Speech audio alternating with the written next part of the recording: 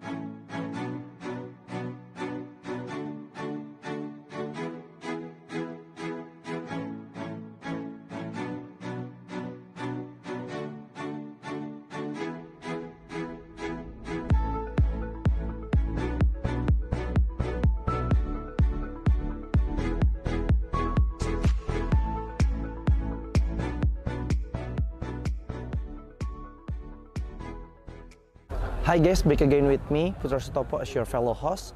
So right now, I'm at the Earth Stage area, where this area will be used as the stage for opening ceremony of IESF 14 World Esports Championship Bali 2022. As you can see behind me, they are all practicing for the opening ceremony at 7 o'clock GMT+7. To be honest, I cannot wait to see the opening ceremony because there will be an amazing performance from Alfiref and other performers. So, for those of you who want to watch it, you can watch it through the IESF official channel on Twitch TV. To be honest, you need to watch it, okay? So right now, I want to continue to see their practicing for the opening ceremony. Bye guys.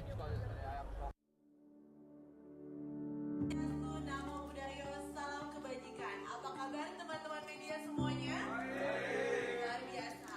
Good afternoon ladies and gentlemen. Berdiri untuk menyanyikan lagu kebangsaan Indonesia Raya yang akan dilanjutkan dengan Mars PB Sports Indonesia. Indonesia tanah airku, tanah tumpah darahku. Di sanalah aku berdiri, jadi pandu ibu. Pertama kita juga sangat berterima kasih kepada beliaunya dari IESF yang begitu memilih negara kita sebagai penyelenggara. Sekitar 42 juta ya e-sport ya, pemain e-sport tentunya akan bisa menyebarkan ini, bisa menghidupkan ekosistem daripada e-sport itu sendiri. Tentunya akan berpengaruh secara ekonomi dan kesehatan. For this event, and hopefully Bali and Indonesia will get a really good name in the international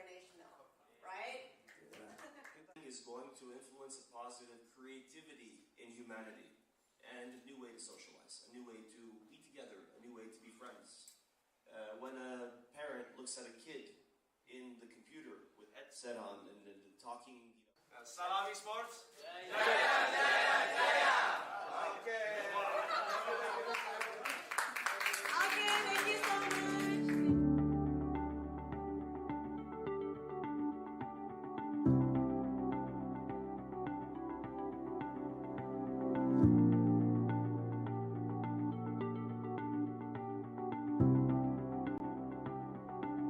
Okay, thank you so much. Let's go Bali. Let's go Bali.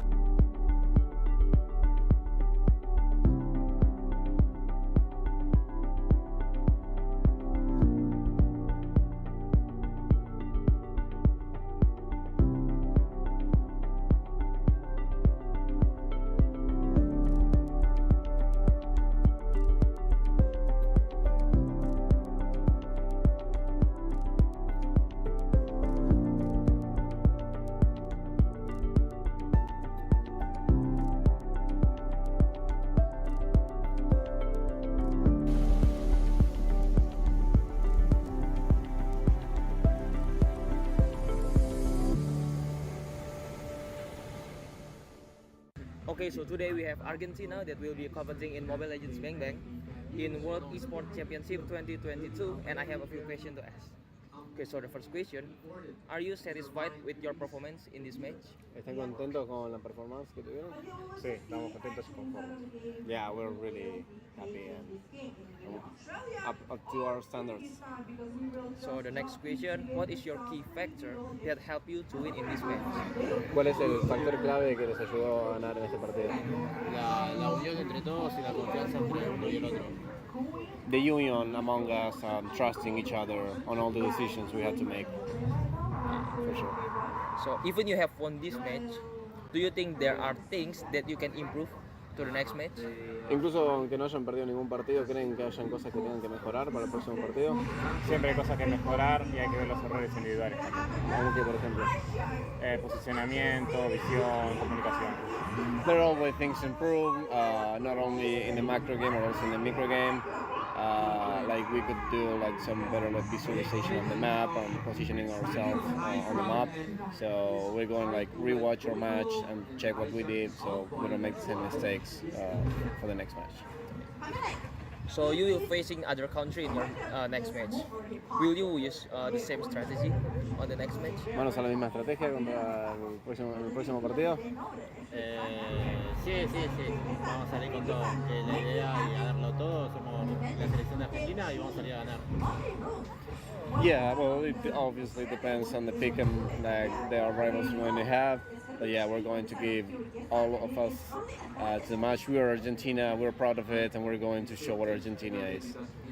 So this is the last question. What is your biggest challenge to beat your opponent? I'm sorry? What is your biggest challenge to beat your opponent? ¿Cuál es el principal desafío que tienen para vencer a sus rivales? Estudiarlos y entender cuál es su forma de juego para poder contrarrestarlo. Yeah. So our biggest challenge is to understand our rivals, so we can think of a strategy to overcome them before they come after us. Okay, that's all for all my questions. Thank you very much for your time, and I hope the best for this competition. Thank you.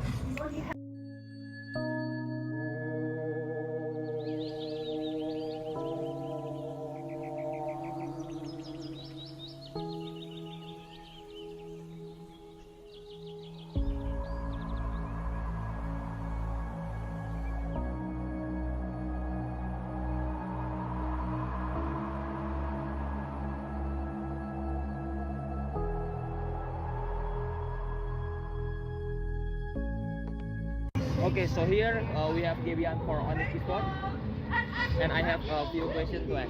So the first question, how confident are you for the Indonesian Mobile Legends national team to win in this competition? Yang pastinya yakin banget, soalnya kayak aku juga sering lihat kayak beberapa turnamen kayak mereka mainnya gimana, dan yang gak kalah jagonya sama tim-tim negara lain, jadi harus menang. So what do you expect for e-sport Indonesia? E-sport Indonesia sekarang kan udah dibilang lumayan maju juga ya di maksudnya dibanding negara-negara lain selain Filipina. Jadi ya semoga bisa lebih berkembang lagi, bisa lebih maju lagi, bisa banyak event gede di IESF. Amin. So okay, for the last question, what is your opinion for IESF? Opinion ya, udah oke banget sih. Apalagi tadi aku lihat kayak dari tahun-tahun ya, dari 2009 sampai sekarang itu kayak udah hebat banget, tetap pertahanin, dibikin jauh lebih baik lagi. Okay, that's all. So, welcome to the IESF 15 World Esports Championships Bali 2022 with me Sigit as your field host. So, this is the second day of the IESF 15 World Esports Championship Bali 2022 and we still have a lot of interesting match and games in the game category of eFootball, Tekken 7, CSGO, Dota 2 and also Mobile Legends Bang Bang. You can see full match schedule on our Instagram at the IESF_official and also garudaku.se.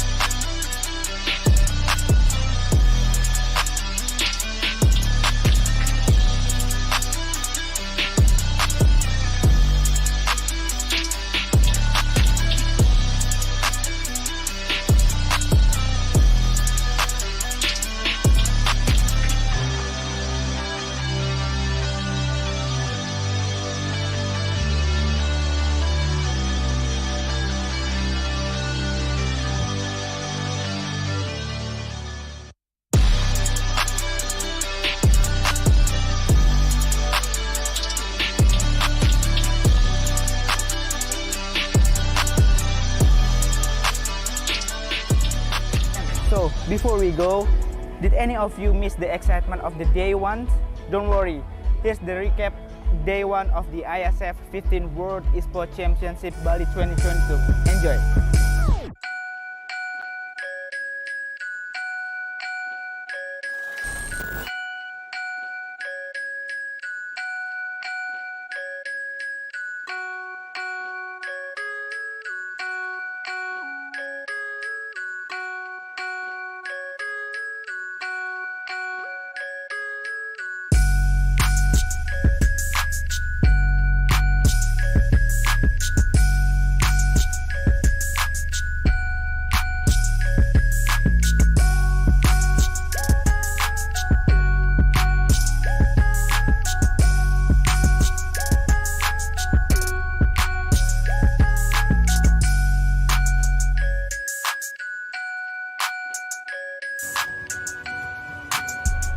Indonesia.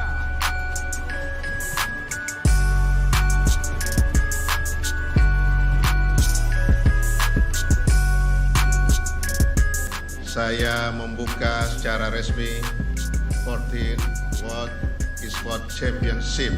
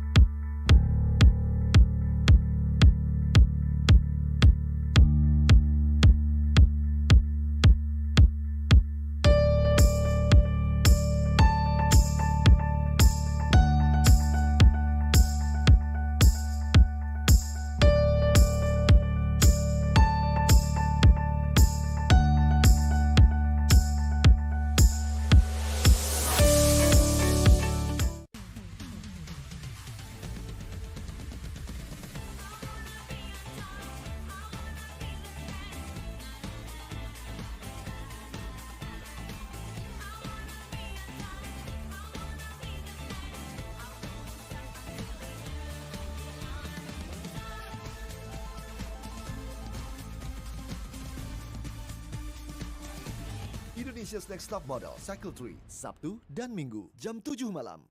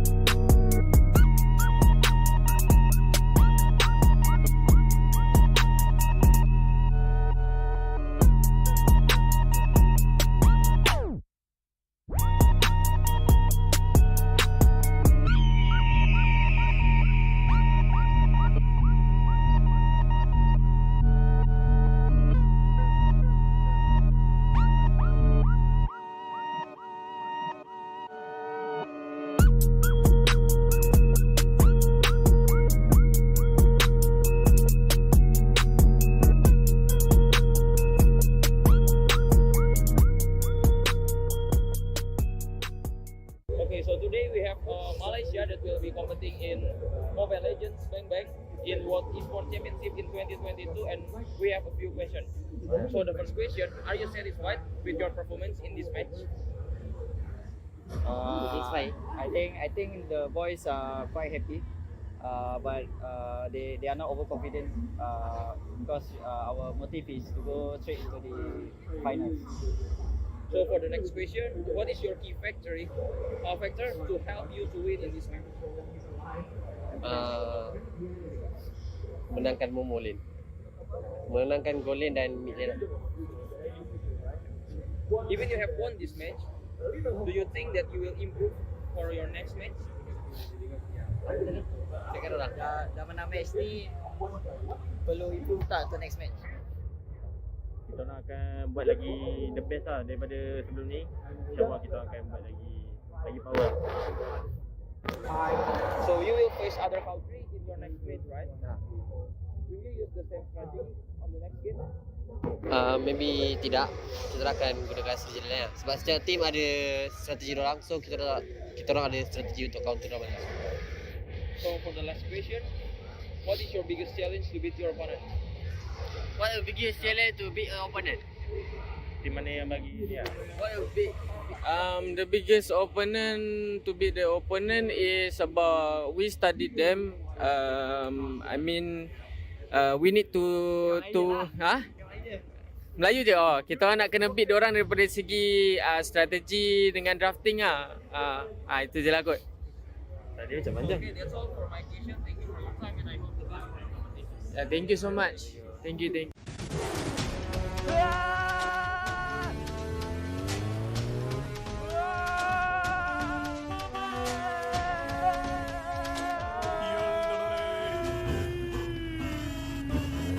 Aduh, drama terus. Nonton nih, komedi yang nyegerin, lucunya gak habis-habis. Ngelospol. Capek hati drama mulu. Mending dibawa happy.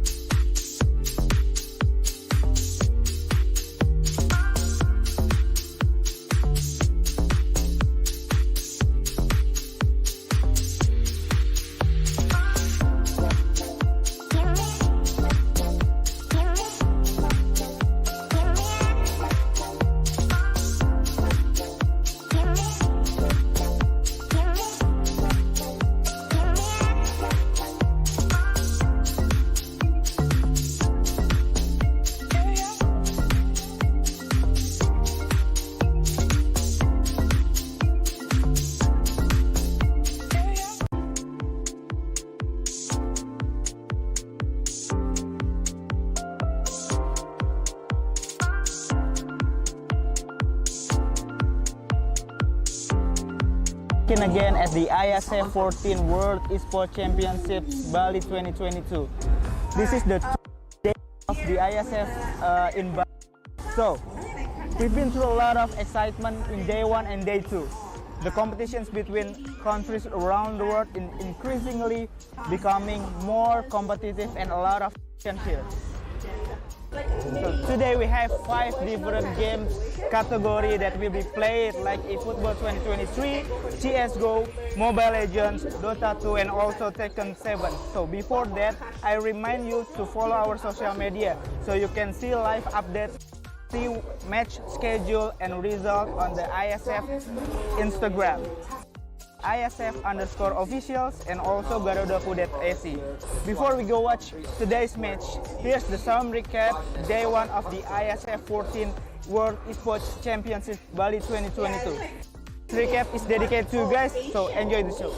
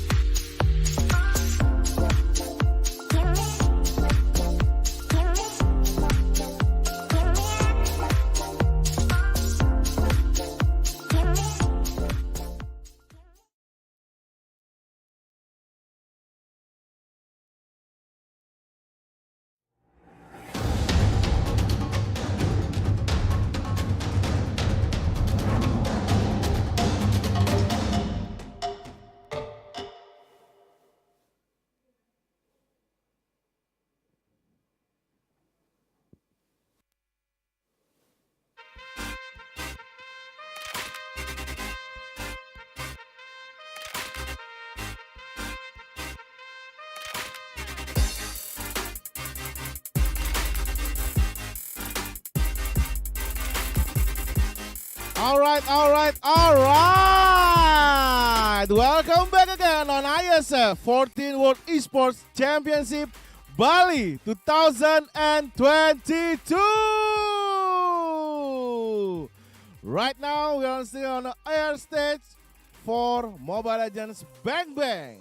Okay, guys, before I start, invited one of the teams, I would like to give you information about the event itself.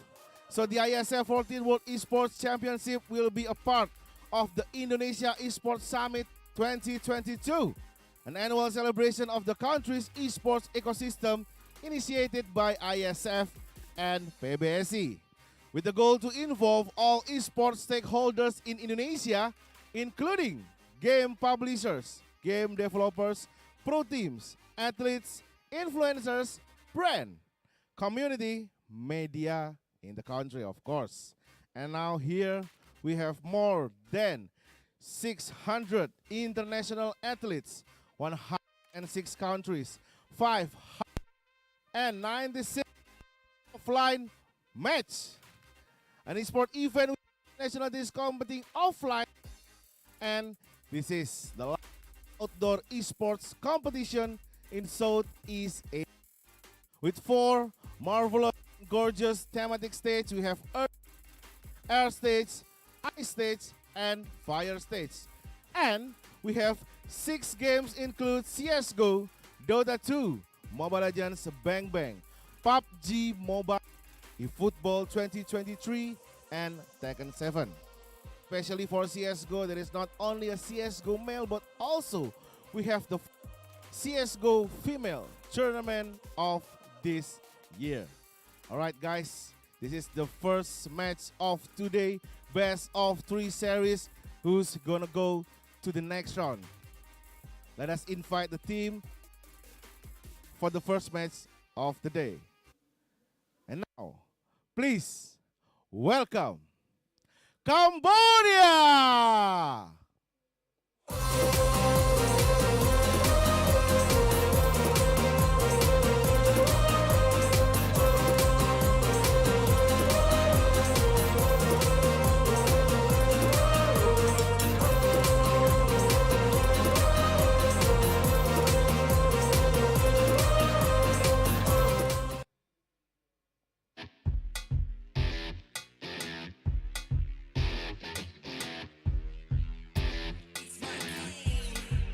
Yes. The boys is coming. Cambodia. All right.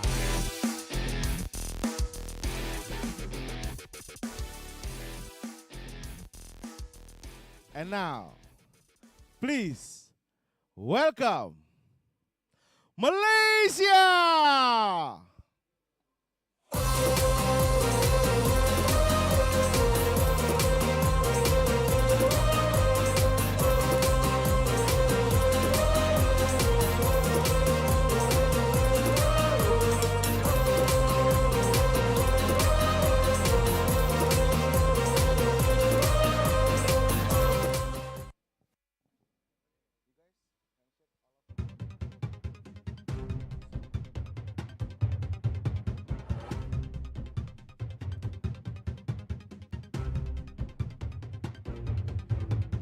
All right, this is Pasukan Malaysia. All right, they got the move for the first match of today. Mobile Legends Bang Bang on IESF 14 World Esports Championship. Are you ready for today? Yeah, ready. How do you say good luck in Cambodia? Samnalo. Samnalo. All right. What about you? Are you ready for today? Ready. How do you say good luck in Malay? Good luck. Semoga berjaya. Semoga berjaya. All right, guys, you can handshake each other, all team. Good luck. Samnelo. Semoga berjaya. Giving us a good performance, of course, and the sportsmanship also. All right, who's gonna be the winner for the first match of today? So, I will take to the caster that will lead the game for today. Please welcome once again, Momo and Arashi.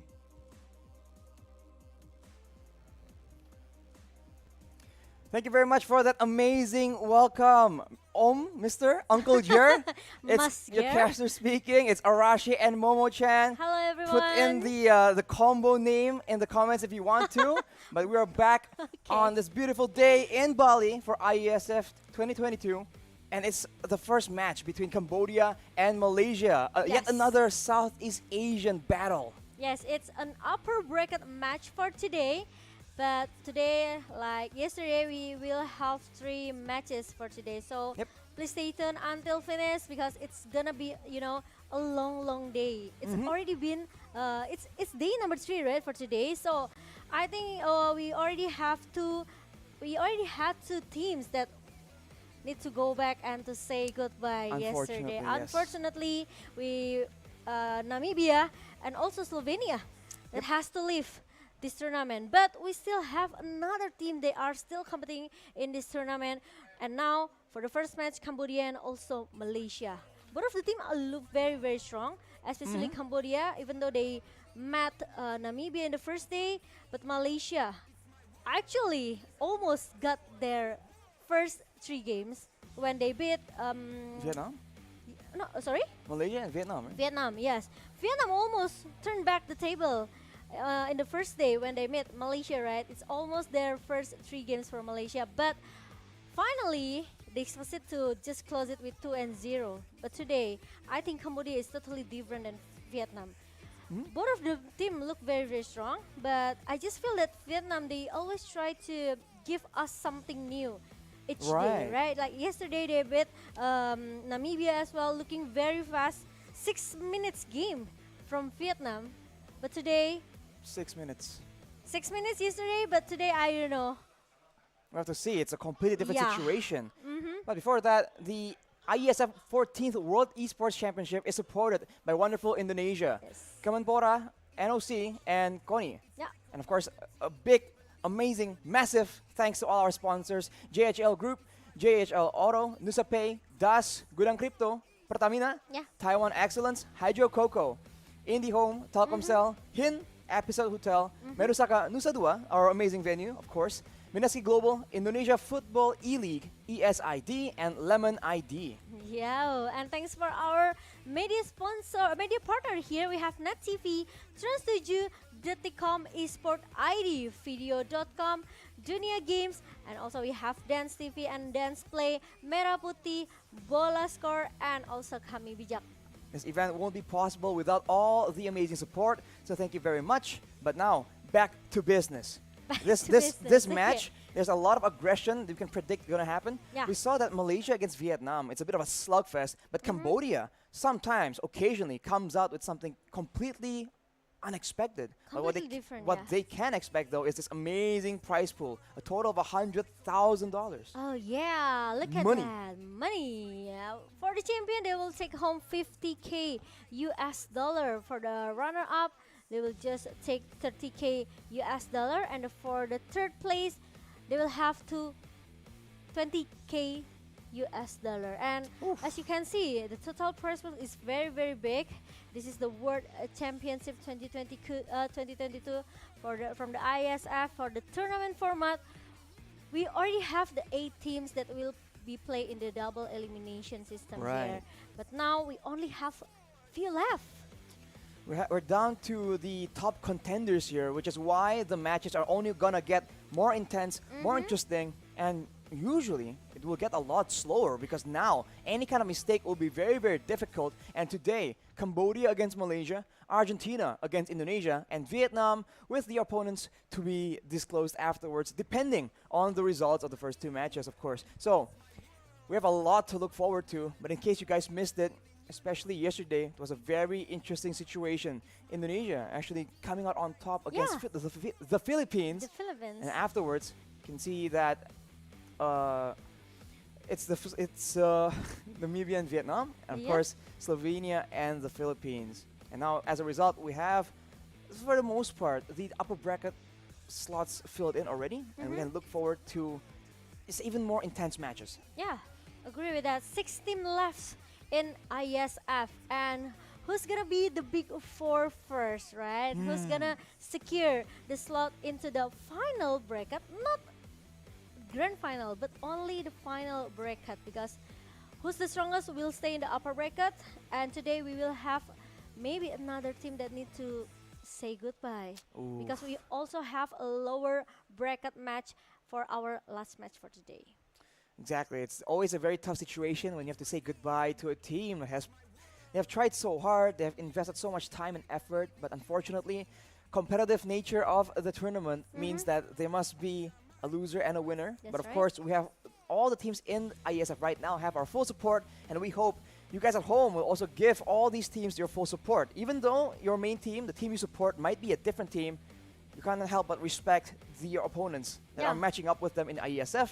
So we can look forward to a very exciting match. Agree with that, Arashi. Respect is a must for all of the, maybe you guys, our supporters from all of the country here.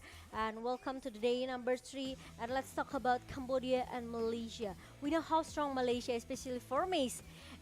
On the first day, he showed us, like an amazing solid performance, because 1 versus 3 for Mace, he's not easy to take down this guy. But before we talk more about Mace, Yams also give us a best performance in the first day when they beat Vietnam, right? Yep, because the Roman position is so impactful right now. Yeah. But on the other side, talking about impact in the gold lane, right? OP and Momo, these are players with so much responsibility, and if you look at the stats, actually, you do see a bit of fluctuation. The kill per game and the kills, it's pretty standard, but the gold per minute is where OP has an edge. But the KDA, though, Momo, has been actually so devastating because his team wants that aggression. So he is relied on a lot more, and when the games get so chaotic, the same way you see every single Malaysian game, you can't help but already come to expect a high amount of kills for either team. Actually, it might just be even back and forth yet again. That's right. If we talk about the gold lane, it's very interesting to talk about this position, because we know how strong the team has to rely on them, right? Especially in the mid to the late game, especially for the very, very, very late game. Especially if you bring an assassin as a jungler, it means you cannot bring that game too late, right? Because some of the assassin, their damage will a little bit fall off in the late game, maybe in the minutes number 16 or number 18, right? You have to really rely on your gold lane here. But the problem is, we've seen that Momo play really well with his Beatrix. And it's gonna be a homework as well for Vietnam because we know Hehe with Cloud yesterday from the Vietnam looking very good as well. Not only Cloud and of course a 1-1, but Malaysia still able to survive and even stay in the upper bracket. And now Cambodia is the next country they have to beat. And now it's the same old game of drafting against the Malaysians, right? You have no idea what's gonna go where, who's gonna play what. And so it begins for Cambodia. The Phobias as a first ban is quite interesting. I don't think we've seen it being prioritized that much. As for Malaysia, that Kaja is just way too flexible, way too useful, and I don't think they want to allow Cambodia to get their hands on such a dynamic, a confusing pick. Along with that though, that's that Diggy being banned away by Cambodia. And this is something that Malaysia usually does. Ban away or pick that Diggy, as we mentioned, and then stack up the crowd control. But already a different situation here. Angela has been banned from Malaysia. And maybe they have some information that we are not aware of. It's interesting because Cambodia, they always ban out these Phobias. The first day when they met Namibia, maybe Namibia not looking very strong in the first day, right? But Phobias always be a prior ban from Cambodia. So there must be something that they don't actually make this their god laner being distracted. There's some guy who can, trying to dive in the back line. Dive going into the back line, especially if he has a big damage there. So no Phobias, no Diggy. Malaysia, they ban out that Angela and also Kaja. I really like how they prior this Kaja because we know how strong Kaja right now. Not only as a roamer, but also as a jungler here. But there's no 1-1 as well from Cambodia. Ooh, a 1-1 ban to ensure that Malaysia, whoever is in the gold lane, because we never really know with Malaysia, will not be able to outplay with that 1-1. And for Cambodia though, it really seems like they want to punish a lack of, well, almost a lack of counter for mobility because they've banned away the Phobias that can punish dashes, ban away the Diggy as well that can lock people down. So I think they just want to go with something very mobile, something that can go in and out again and again and confuse Malaysia that way. But of course, that is a playstyle that the Malaysians are not foreign to. They like doing that themselves, so we'll have to see. As Momo-chan mentioned, it's a very interesting banting phase, but the Fanny actually will be the final choice for Malaysia. So they will try to contest that Leo Mort and also Wait Joy already can be played because the information that I've got that actually they cannot play this Joy. They cannot play this Joy, right? Yes. So interesting. I think we saw. I think it's gonna remake since there's a, I don't know. Vexana and all. Oh no, actually it's not a remake. I think because if we'll see. Yeah, we'll see. All right. If is the next pick for Malaysia with Benedetta. Benedetta and the Yeve. A lot of mobility, but also a lot of mobility denial. And for Cambodia, what will be their situation here? Now the Phobias ban makes sense because if they want to play that Joy, that is a lot of dashes that can be absolutely punished. So for the side of Malaysia, are they going to go for heroes that can stop that kind of mobility? We'll just have to see. For Cambodia, pairing up this Joy with a lot more crowd control with heroes that can dash alongside that Joy will be very beneficial for those big dives. Yeah, I agree with that. But with the shadow pick towards Bruno, I'm not really agree with that because Malaysia, they have this Benedetta to dive into the back line. But Cambodia need a good lane that can try to maybe at least have enough damage, have an A damage that can hold up the presence of a Benedetta here because we know how aggressive Benedetta with the Phantom Slash and also the Electric Final Blow, right? So I think with Beatrix in the hand of Cambodia for OP, as long as this Beatrix has a good positioning, I think she's fine without have to worry that Benedetta will try to dive and take her down. But yeah, Leo Mort pick from Cambodia, so it's gonna be Joy for mid lane, I think. We'll see. Whenever a new hero pops up, we never really know where they usually go, right? Depending on the kit, there could be several options available. But if you talk about Cambodia banned out this pelvis just because they want to take this Joy. Actually, there's one more counter for Joy. Oh, tell us, Momo-chan. It's Minsitter. Oh, you're Right. right. It's also a very solid engage tool if the Cambodians or the Malaysians want to opt for that. We'll have to see though. We haven't seen it that much recently. But for the Malaysians, having that Leslie though, that's a lot of burst damage. And that means that they are banking quite a bit in the late game, Yeah. which is a bit uncharacteristic. They have long range from their mage and from their gold laner, and they usually scale well with items. Or So maybe they now- want to pick something else that can have an early damage, such as, you know, maybe Ling from Chiku. Ooh. Or maybe they can play another 2 marksmen like Philippines yesterday. Now we're talking. The possibilities for the current meta is Yeah. very, very confusing. But you really have to comfort to do that meta, you know. Yeah, you If need you're to not actually have practice, Yeah, if for you- sure. you're not comfortable enough with that 2 marksman meta, I think it won't work.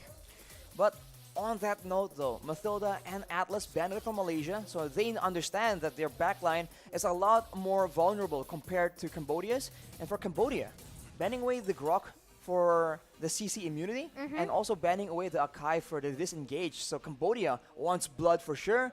Will Malaysia contend, or are they gonna get that Minsitar? Momo-chan, Look what what I a prediction! say. On point. It reminds me on Harith actually. Harith. Harith, right? Harith. Never seen him again in the Land of Dawn, but seen every hero that has a dash power here. Minsitar always be the counter, especially, you know, Joy is very, very strong right now because he's quite new, right? Joy, she's very new. So if Malaysia they don't counter this Joy, it's gonna be a disaster. It's gonna be very, very dangerous for Malaysia. So I really like this Minsitar pick. But the thing is, Minsitar,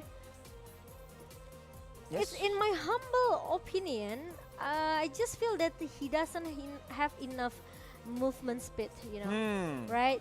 He's very, very slow, and he really needs to be very tanky. Of course. Yeah. Right now he is the only main hero, but hang on a minute. Malaysia might be going for 2 tanks, 2 hooks as well. Interesting, considering the fact that they, at a glance, want to kite back. And Momo-chan was talking about the speed. Cambodia with the Rafaela as well. That's movement speed and slow for Wait. Malaysia. Is it gonna beat Minsitar jungler? Or No is it way. gonna be Benedetta jungler? I think Benedetta makes more sense, Makes but more sense? this is Malaysia. Yeah. This is Malaysia. We talk about Malaysia, right? They always comes up with for us with a new story or maybe a different things here. But Franco, like what Arashi mentioned it earlier, it's very interesting. And there you go, they lock it already, Arashi. Wow. It's gonna be Franco. It's gonna be a Franco and a Minsitar, and it seems like Leslie Benedetta. Oh, wait, what? Chiku? Franco jungler? Hold up, wait, hold on. This is not okay. What is going Wait, on I here? really like the playstyle from Formace, right? You know how I idol Formace. It's been Right. like a long time already. You're a if big you talk, Formace if fan, you yes? talk about Philippines, I really love Oh My Venus, right? But for Malaysia, I will go for Formace because I know how strong he is, how the capability of him to, you know, trying to manipulate the game. I mean, we saw it We saw it He was yesterday, going the first 1v2, day. 1v3, And- you name it. He does it all, man. I know, right? And he's very, very, I can say maybe amazing player here. But if you talk about Benedetta, yes, I'm agree with you. Maybe it's good for the jungler position, but in the hand of Formace, I have no doubt. We'll about have to it. see. I mean, it's a very strong laner with great wave clear Yeah. as well. But ladies and gentlemen, let's get straight to it.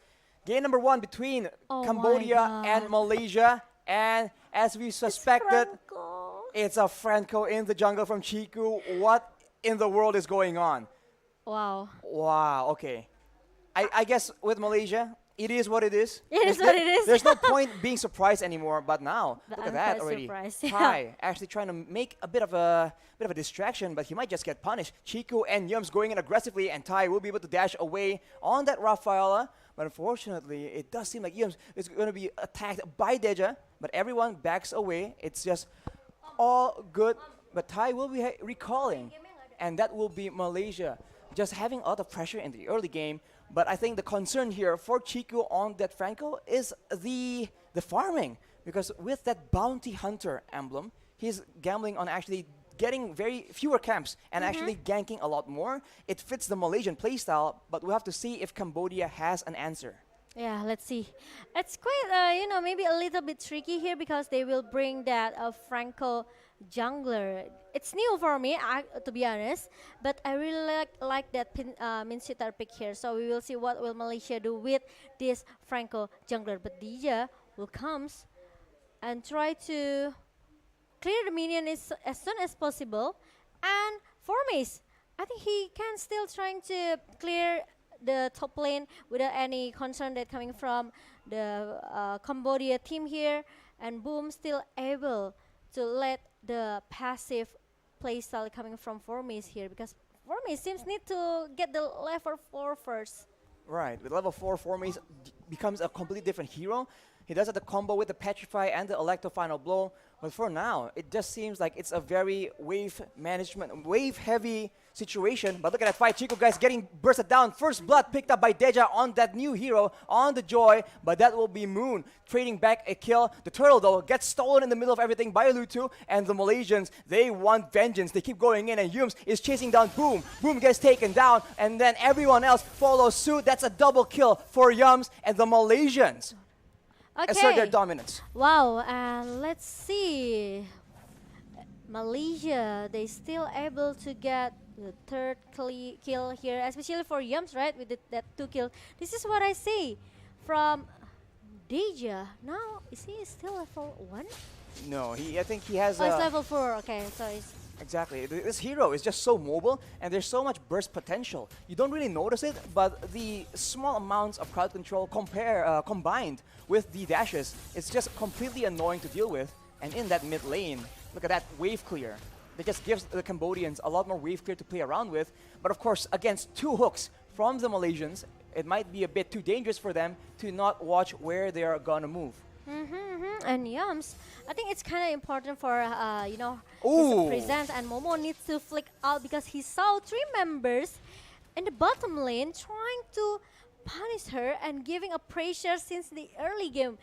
We talk about this later, right? So the Malaysian composition, actually they are trying to play into the mid until the late game composition because they need sometimes. But meanwhile, we talk about that. OP has been, doing his homework. Doing his homework and getting that kill. Momo gets taken out, and the Malaysians are on that back foot. Deja on this Joy. That pressure allows them to actually play so aggressively and secure a turret at the bottom side. Formis has rotated to try and alleviate some of this pressure, but it's clear that the Malaysians are struggling to keep up. It's a tough situation for them for sure, especially because all these very aggressive early game heroes with a lot of wave clear. The Beatrix, the Joy, the Lapu Lapu even. There's a lot of tools in the hands of the Cambodians to manipulate these waves. They only have this Benedetta if they want to play the rhythm in the early game actually. And Formis is not enough because we know Benedetta still needs some item, maybe on War Axe or maybe some the Bloodlust Axe for the lifesteal here. So need some time as well for Formis. So I think Malaysia, they will try to play a little bit passive here until the minute number 6 or 7, until at least Momo got his Berserker Fury. Or maybe Blade of Despair. Well, we say that they will play passive, but they were the ones who initially got the abundance in kills. So we'll have to see. I think these turtle situations are where things get a bit confusing, because sometimes which team prioritizes the turtle might just get caught off guard, and that seems to be the approach that a lot of these aggressive teams have been taking. You can take the early turtle, but then we'll take 2 or 3 members, and it will still be worth it that way, especially if they can translate that man advantage into a turret objective. But for now, both teams are just waiting around, but Cambodia are the ones that seem to be wanting to orchestrate dives. Okay, and now 2 members in the top lane here. Yum still able to survive. The King's calling up, but OP got a lot of time and space as well. Look at that, the electrifying bits open up from Dija, but the cover-up coming from Malaysia. Look at 3 member Chico guys trying to hold up a little bit, and look at the manipulation really on time. In the perfect timing, they got Lutu, but not really, maybe a lot of advantage for Malaysia. They get Lutu, but they lose their top lane turret in the process. Definitely not the result that they would ideally want. They have 2 hooks, but for the most part, Cambodia have no issue at all bringing the fight to them. And now, boom, with the Bloodlust Axe, will be able to sustain even more in the early game fights. And we see that the Malaysians, they are struggling to secure those kills after getting the members of Cambodia low enough in those big fights. Yeah, and now Cambodia, I just feel that they know what they have to do in the early game. They know Malaysia is looking very, maybe I can say not strong enough to counter all of the damage that Cambodia have. So they have to play a little bit patient here from Malaysia. They try to make some space for Momo, especially Momo has been taken down once, right? So they need some space for Momo to at least get his item until he's ready for the team fight. Lutu getting poked down by the snipes from Leslie, but Iron Hook lands, and right now the Malaysian trying to strike back with the real manipulation. Chiku picks up 1 kill, but the turtle will be taken by the Cambodians. Is that enough to make it worth it? We'll have to see, because Tai is also being chased down, and Chiku has some plans here. The Iron Hook does not land, but I think the Malaysians might make a play for the purple buff. Aggression all across the board right here. Yeah, and if I'm not mistaken, I think Chiku used his retribution just now. He did. Oh, okay. And yes, there's no retribution for both of the jungler because Cambodia, they secure their turtle objective, and now Momo, he needs to focus. He needs to, buying a lot of time to get his item. Deja, though, goes in with the electronic beats, but he gets taken now. Too aggressive, and Yums is still left for now as Deja goes in, ignoring everyone else. Moon is running for his life, but he will be able to get out of that situation. Chiku just hovering around, threatening to engage with the Iron Hook, and Cambodia will be staved off, but only for now. Yeah, only for now. Now for me, it's 1 versus 4 match 5 for 2 members here. Nan, an electric blow pops up, but the damage from OP is just way too strong. And now, boom, dive too much, going into the turret in the mid lane. Oh, but look at that. That was really a good point coming from Cambodia here. Yams down, and Chiku, I think he cannot do that much because Momo, finally with the backups coming from Momo, at least it makes Moon can try to survive a little bit here. What an engage coming in from Boom on the Lapu Lapu, just going in very aggressively and even juking out, surprising the Malaysians with that flicker. That is insane. Also the combo with the Braver Fighter, right? To think that in the beginning, Formace was able to get a huge electro final blow with that Petrify. That really started off the fight in favor of the Malaysians, but the Cambodians, they just counter straight back. I agree with that, and it looks very strong for Cambodia, especially in the first maybe 10 minutes. And OP, he got really a good KDA 500 with a level 12 right now. If you compare to Momo, there's a 3-level different gap. 3-level difference. Definitely significant, but of course OP is expected to be winning in this early game. The late game is where Momo is going to take over with that true damage, up to 2k, and against the team of Cambodia, there are 2 fighters, so the true damage will be so useful if they can actually stall the game long enough, because Cambodia is going for the Lord, they'll be free uncontested, and Malaysia, it seems like they're just trying their best to damage control. They finally secure a turret as well. Yeah, they maybe can try to, do a split plus strategy here for Momo, especially they cannot contest the first Lord, but it's only the first Lord. So Malaysia, they still they should able to just knock it off very fast. But the thing is, I think Cambodia, they don't want to let this Lord become a giveaway Lord. Well, on that note though, Formace very aggressively is here, still trying to make sure that he asserts the dominance. He threads the back line and Yums lands a hook. It's a stun on the tie, but it won't amount to much. Malaysians are a bit gun-shy right now due to that gold difference. And Deja, as you can see, not a lot of counters available, is moving in and out, and the Iron Hook does not land as the Cambodians will be able to take away one more turret from the Malaysians, moving over to the mid side where Formace will be forced to retreat. Oh, okay, it's interesting because 2 turrets down in the top lane and also the mid lane, and now Lord is still going into the bottom lane. It's gonna be a disaster for Malaysia. 6 turrets for Cambodia. Meanwhile, Malaysia, they're still having this high ground defense that they're coming from Eve, but I think Cambodia want to force a team fight here. Midrear's Passion will do so much damage, but the real manipulation actually takes out an OP in the situation. Boom gets taken out. That's a shutdown for Moon. 3-0 and 4. That is a Malaysian striking back with the high ground advantage. Cambodia a bit too overzealous to end the game, losing two very important members in the process. And now this is the momentum shift that the Malaysians have been waiting for. Goal difference reduced to only 2K. Oh wow, now Malaysia, they are trying to catching up all of the, I can say maybe, disadvantage they have right now, right? With the 2K goal difference in the hand of Cambodia, Malaysia, they refuse to give up. It's just the first game, yeah? And they still have a chance, right? Oh, a lot of chance for this best of 3 series for Malaysia. And this is what they need. Momo need to be in the perfect position, right? Yes. Moon need to stay in the safe position as well. So this 2 combo between Momo and Moon, it should be work for Malaysia. If they lose Momo or Moon, I think it's gonna be a disaster because they only have Yams and Chiku as a front laner. Moon though is being targeted. Iron Hook does not land from Chiku. He is struggling to get the valuable pickups that he needs. The snipe though exposes the Cambodians, but the Malaysians will not be able to find a big fight. On that point, Momo, as you mentioned, when Deja can get into that back line, that is where they get so much more benefit because Moon as well as Momo just can't have the space to operate to deal out that damage. Yeah, Malaysia really need to cover this Moon because we know how strong the real world manipulation. It's only a suppress ability that can shut the ultimate down, right? Other than that, Moon will be so free using his real world manipulation. So it's gonna be a homework as well for Cambodia. But I think the second Lord, Malaysia want to try to take a chance to just contest it.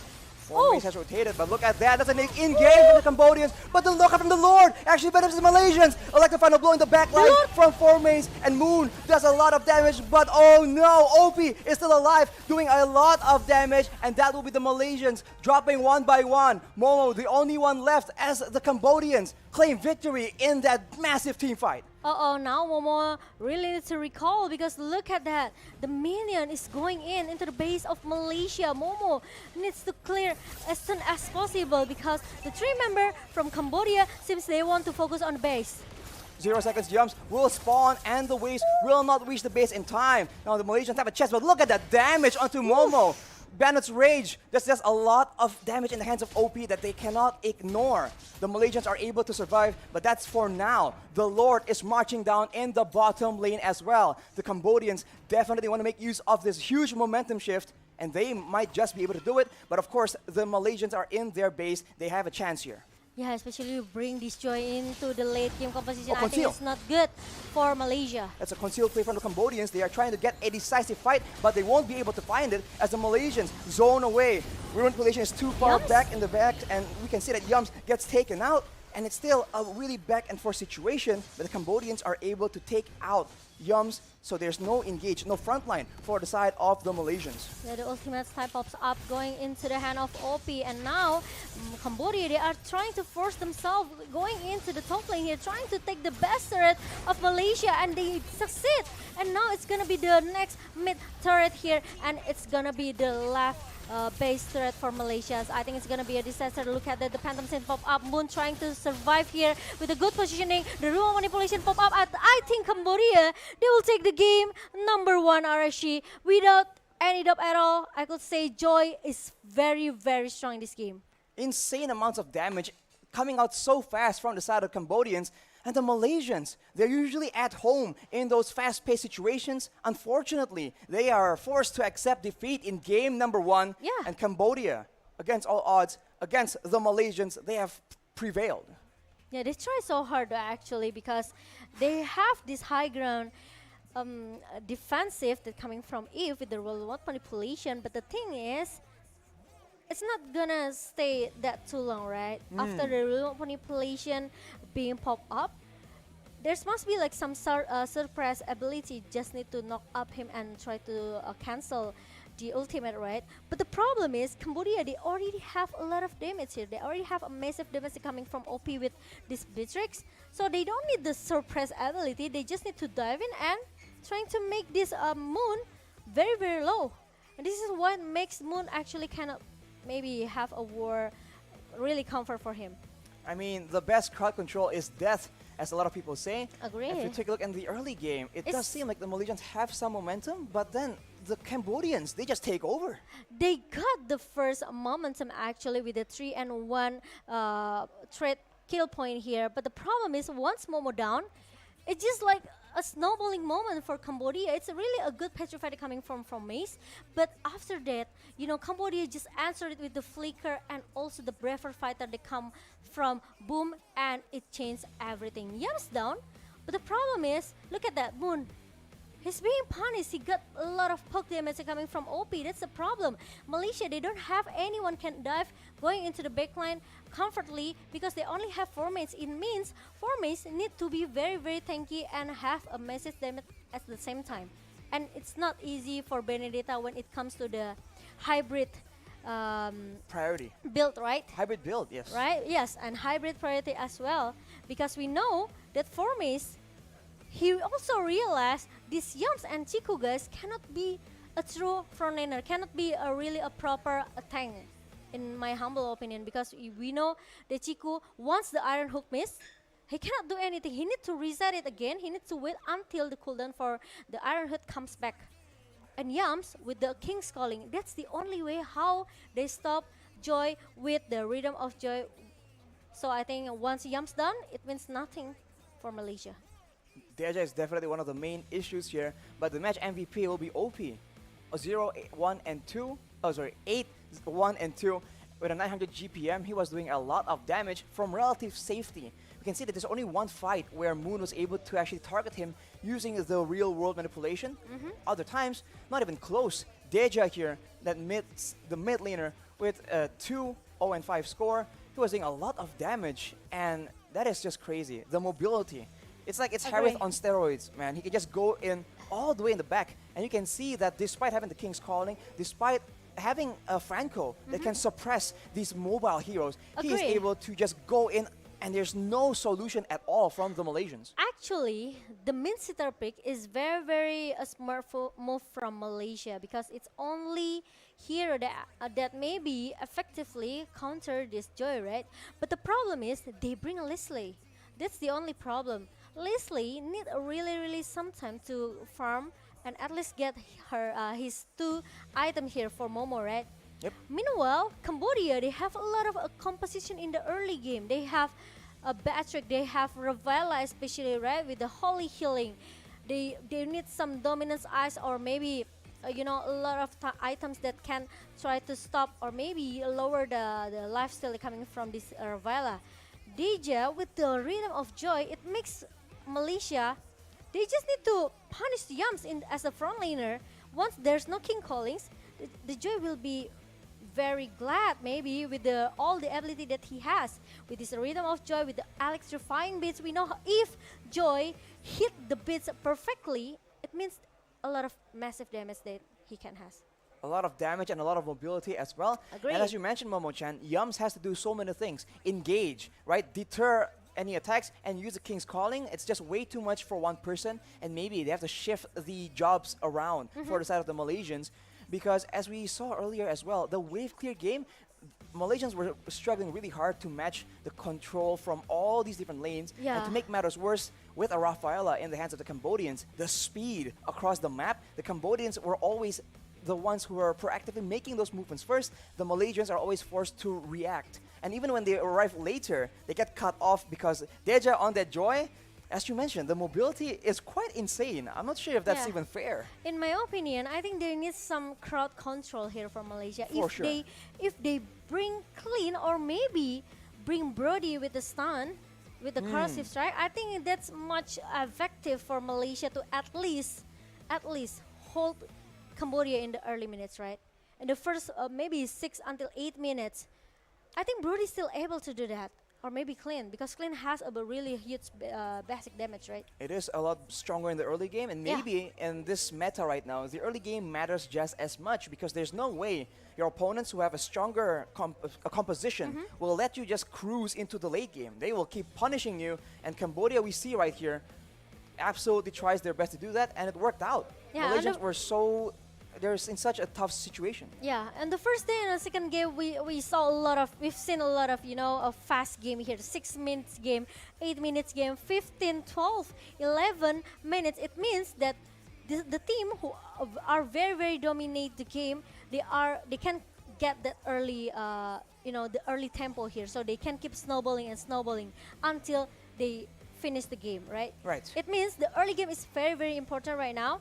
And the composition for the draft, it has to be very fair, I can say. So they can have the balance, yes, balance. So they have the early composition, maybe from the assassin, trying to make some time for the marksman, especially in the gold lane here, to get some item. Then going into the mid until the late game, it's on the gold clan hand. That's it. Exactly. Right? Everything hinges on the select Need to few balance heroes. the draft. Exactly. The balance here is going to be so important. But speaking of balance, we need a balanced time schedule as well. So we'll be taking a short break, ladies and gentlemen. Stay tuned with me, Arashi, and Momo-chan here for game number 2 and possibly the final game from Cambodia against Malaysia. Stay tuned. Stay tuned.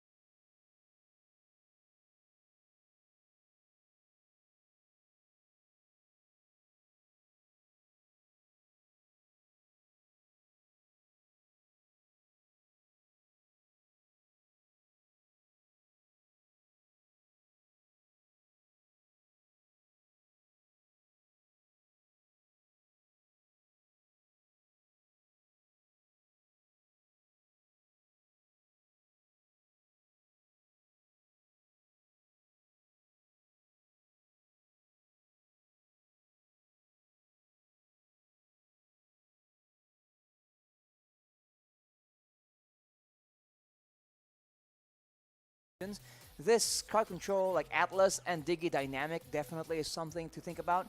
For Cambodia though, they have this Kaja banned out, so will they go for yet another dynamic high mobility team composition? Because the Phobias will be banned away from Malaysia as well. Oh, it's interesting. Like you said, Momo-chan, it's So pretty prio. yeah, so the counter for your Joy is Phobias and also Minsitar. They don't have to worry about the Minsitar. We saw it in the first game. They only need a burst and also maybe a huge damage to take that Minsitar down. So they can try just secure it. Oh, but this, there you go, Joy ban out. Joy banned And the out third ban. in the third place by Cambodia. Like I Now said for it earlier. Malaysia, what will they opt for? Because the Joy is no longer in the picture. What else is that priority, that flexible and that dangerous? We'll have to see. A lot of options are available. Martis can be something that Malaysia will be able to use, but it will be that Beatrix actually taking it away from the hands of OP, who was able to use it or even abuse it in game number 1. Right now for Malaysia, if they can get that wave clear game down on point, that might be the edge they need to take over that early game. But Beatrix, no Leomord? Beatrix, I think it's more respect pick as well from Malaysia because they know how strong Beatrix in the hand of OP from Cambodia. And they don't want to let it happen again, same as like game number 1. And there's a Valentina. Wow, it's even scarier, I could say. It is. Right? Because if Malaysia, they took this Atlas, means Cambodia, they has a chance as well to do the same thing with the Fotaling.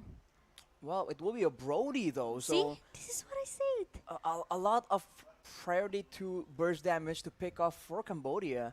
And with that Valentina, the wave clear game is going to be very good in the mid lane. And of course, the flexibility to use the ultimates from the Malaysian side will be quite important. The Brody though, I think is also very interesting. I don't think we've seen it so far in IESF. Yeah, this is the first pick in ISF zone. And Malaysia, they can take this Benedetta for 4 mace. The guy who can go dive into the backline with the Petrify as well, right? Petrify this Brody.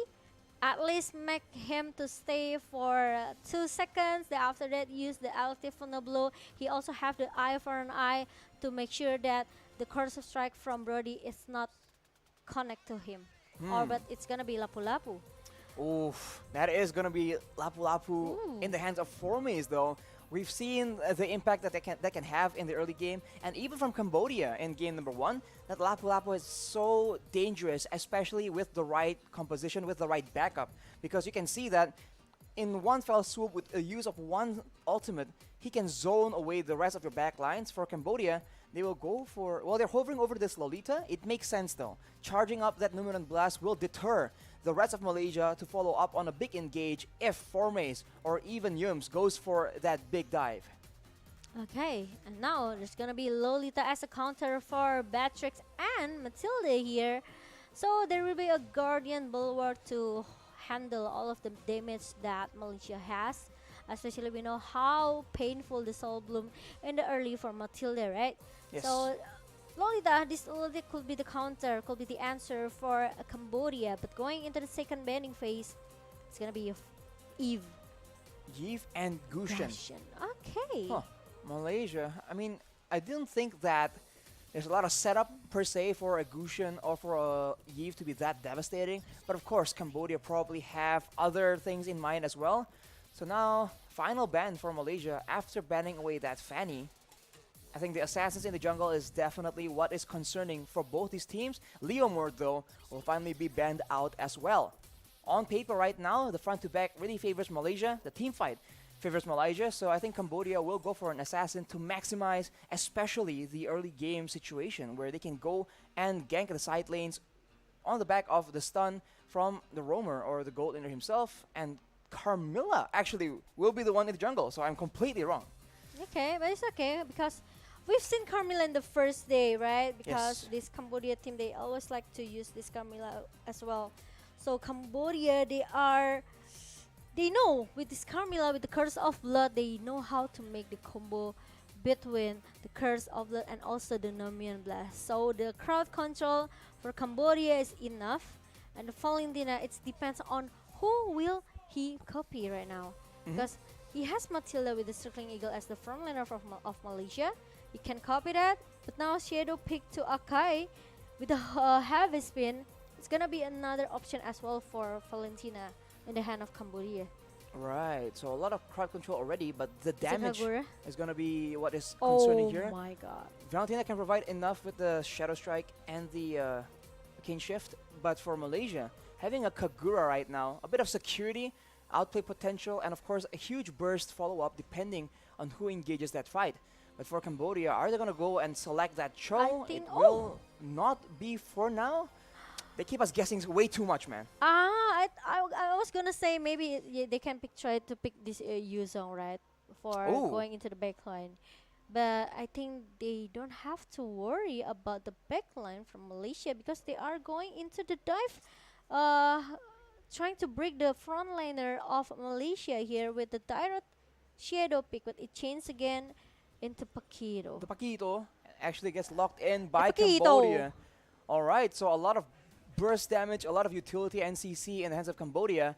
It will be on Malaysia to try and survive in the early game. Bring it to those big team fights where the AoE from the Lapu Lapu, from the Kagura and the Beatrix can be very important, and using that Akai to secure the neutral objectives in the meantime. Solid game plan for both these teams. It all comes down to execution. Yep. But I must say, Malaysia, usually being the aggressors, I think will have a bit of a read on how Cambodia wants to approach these situations. Yeah, I thought that they will pick another else here, but seems Boom with the Paquito is enough for Cambodia, at least trying to steal someone from the backline here, from the composition from the Malaysia. Meanwhile, we know that Kagura has an escape capability and also the non-immune, right, with the umbrella here. So I think if Kagura still able to survive from the Paquito, I think Malaysia is still able to get this game number 2. Let's find out if will it be the final game here, or will it be an equalizer for Malaysia? Ladies and gentlemen, game number 2 between Malaysia and Cambodia. We'll have to see. Let's get straight into it, Momo-chan. As in the early game, the junglers, of course, are starting on their buffs. The rotations will be very important in this game. Okay, we'll see. But the thing, there will be not an aggressive play coming from Cambodia, even though they have this Valentina, they have this Lolita, they even have this Luto with the Carmilla, right? Yep. They're still need to waiting until level 4, especially with the Carmilla with the Curse of Blood.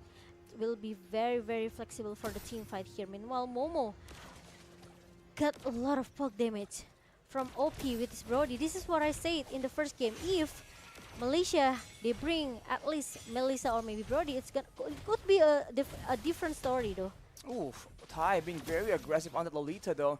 This is the power that Lolita has in the early game, being deceptively tanky and also doing a healthy amount of damage on top of a very reliable crowd control tool. But for now, both teams are still just farming around, but Lutu, as we can see, already trying to get a bit of an advantage. Yums gets taken very low, but as you mentioned, Momo-chan, it will be waiting for level 4 for both these teams because the ultimates are going to be so game-changing. And actually, that means that the teams who have a better wave clear can get the EXP advantage and get level 4 first and maybe force a fight when they have that level advantage. It could be in the hand of Cambodia. They have this Paquito, they have this Valentina as well, right? So it's easy for them to clear the minion as soon as possible, but Chiku, it goes with a heavy spin, but unfortunately Tai is able to get out. He is forced to burn that flicker though, but now here is the main objective and the heavy spin is no longer available. Malaysia looking for a chance to go in. Tai is getting bursted down without any flicker to escape, and the biggest fighter is being used on the other side of the map. Solo kill is done, but the Numinous Blast is being charged up. Hits onto 2 people, and the stolen. The heavy spin actually is being used, and you can see that the turtle is taken by Chiku, and the Malaysians claim that victory, taking out Lutu. And in the bottom side, also getting 1 more kill. Everything going well for the Malaysians so far. yeah, it's a huge advantage. They got the turtle, they got 2-point kills here in the early game. But remember, Lutu still has that Curse of Blood. maybe Cambodia, they are not too all in the turtle fight just now. Soaring Eagle being used, and Opie right here tries to outplay it as much as possible. Tai comes in for the backup, and the Bulwark blocks off most of the damage, but that is going to be torn apart memory, taking away the life of Yums, and that will be the Cambodians coming out on top of a great outplay, but already action starting again on the other side of the map. Formace trying to take out Boom under the turret. It might be too dangerous though. Pakito has a lot of outplay potential, and both these laners back away. And now, I think Cambodia already got some pressure a little bit from Malaysia in the early here, but I really like the positioning from OP here. He knows that he's gonna be the prior target from Malaysia, you know, with this Brody, especially if you let him to snowballing since the early. I think it's gonna be a disaster. Oh, heavy spin by Chiku though, pushes Lutu away. Numinum Blast is casted out, it stuns him, but won't be enough. Nibiru's Passion takes out Lutu, and OP is very, very low. He will be able to escape with his life, but not for long. And right now, Tai is alone, 1v3, as Deja comes in to try and make a difference, but the Yin Yang overturn will not be quite enough as Chiku gets taken quite low. Unfortunately for Cambodia though, Malaysia comes out on top yet again. Again and again, but now Boom still seems to want to take the turret objective as soon as possible here. Meanwhile, we are going to see the replay where the Harvest been connected, but there's the Numian Blast and also the Guardian Bulwark. They tried so hard to defend and to cover the teammates from Cambodia in the bottom lane, but unfortunately, it's not working because Luto and also Opie got punished. Oof. Tough situation for both these teams right here, but the next neutral objective is up, so it's back to the fighting situation as Chiku waits very strategically in a bush. Will he be able to go for the catch though? Ooh. Heavy spin is used as OP flickers out. It's very fortunate for him, but now with the Circling Eagle already used by Yums, it will be the Malaysians having tempo. They take the turtle, but now the Cambodians are striking back. They want compensation, and they will be able to take Chiku out, and everyone is backing away. It's a 1-for-1 trade, but wait a minute. Boom gets taken out by Moon on the other side of the map off camera as Formace once again does Formace things. 1v3, still trying to actually overpower the Cambodians. They won't be able to take him out though, and he will be able to back away. Okay, level 7 for Formace, and look at that. 1 versus 2 in the mid lane, he's still able to hold the massive damage coming from Cambodia. It means it's gonna be another homework to be done from Cambodia. The Dominance Ice, maybe the Demon Hunter Sword as well for OP. It's gonna melt down all the defensive item that Formace have. But as we're taking the replay just now, the very good setup Numian Blessed coming from this Lolita T, and also again and again with the I'm on you from Deja. It makes that he can copy that heavy spin from Chiku, guys. So it's for the team fight actually. Cambodia, they're looking very, very solid. If I am you from Deja, that can try to take that heavy spin and lock another lock for Chiku, like I said, right? Because Chiku is gonna be an important key fight for Malaysia. He is one of the main engagement tools. He is looking for one more play in the top side, but it won't be enough. And he runs into Deja as well as Tai, and he's taking a lot of damage. But of course, he is a tank. He walks out, but on the other side, yet again a dive coming in from Momo as well as Yums. On the top side, Formace doing Formace things. It won't be enough though. Heavy spin pushes him against the wall, and the Cambodians will be able to take him and one more turret in one fell swoop. But the Malaysians very quickly trading out, getting more objectives, and actually they might just come out on top here. Yeah, they can get to, you know, they can do the invasion if they want to right now. They can take this purple buff, they can take all the jungle from Cambodia, but Cambodia seems doesn't care at all. They also can do the same thing. They try to do the split push to in the top lane and even take the turtle objective, which is they know that there's gonna be an engagement coming from Malaysia anytime. Chiku, using that heavy spin there, a bit proactive, but unfortunately no follow-up just yet. Back to the default as Formace actually almost loses his turret. It's so low. Unfortunately for Cambodia though, it will still be standing as Chiku here gets jumped on. Unfortunately, not enough mobility in the hands of the Cambodians, and both teams seem to be looking for something, but they don't really quite sure. No, they don't really know what. Numinum Blast is casted out, and the Malaysians zone away. The flicker though, it lands on the two people, and Cambodia capitalizes. That's a kill for Boom, and that is another one. Chico and Yums gets taken out. But look at that 4-maze. Again with the 4-maze things, 1v3. It will not be enough though. Oh, there it is. OP will be able to take him out, but that was very, very close. And Cambodia has eventually taken something back from Malaysia. There you go. This is what I said. The crowd control from Cambodia. They are very, very strong. They have this stun ability coming from OP with the corrosive strike. Let's take a look to the replay just now. The good setup from the Numian Blessing coming from T. It changed everything. It wants the team fight from Cambodia. Maybe Formace came with the River Fighter trying to punish that T down. But the thing is, look at that. The corrosive strike really, really on point. And also the torn upward memory from OP. It makes Formace, of course, get shut down. It's a shutdown for OP, and I think it's in great hands because OP can definitely do a lot of damage. But here's a circling eagle being used as Tai gets pinned against the wall with the heavy spin. But no, they turn around to Luto. But Tai looks for a Numinant Blast. It does not land, however. Nimbru's passion from Momo will zone everyone from Cambodia away. But look at Formace. He's looking for a play. Bravest Fighter being used right now, but he is kited away again and again. But the Cambodians, they're looking for a flank of their own. Booms in the backside, trying to go for the priority members in the back line. It will be Youngs for now, but both teams escape with no casualties. Yes, both of the team disengaged for the team from the team fight just now. And look at how Chiku used that heavy spin. I think needs to be in the perfect timing, you know. And you can't change mid combo like that. Yeah, that's right. Because it's not easy in the minutes number 9 to follow up the heavy spin as what Chiku wants, right? Because once the heavy spin pop ups and there's no follow-up damage coming from Malaysia, it's gonna be a little bit useless initiation here from Chiku. I think the Malaysians definitely require a bit more coordination because they have combo, right? They have a big combo that can be very devastating if they can actually land it on multiple members. And especially Cambodia can turn back the table with the Numin the setup from T.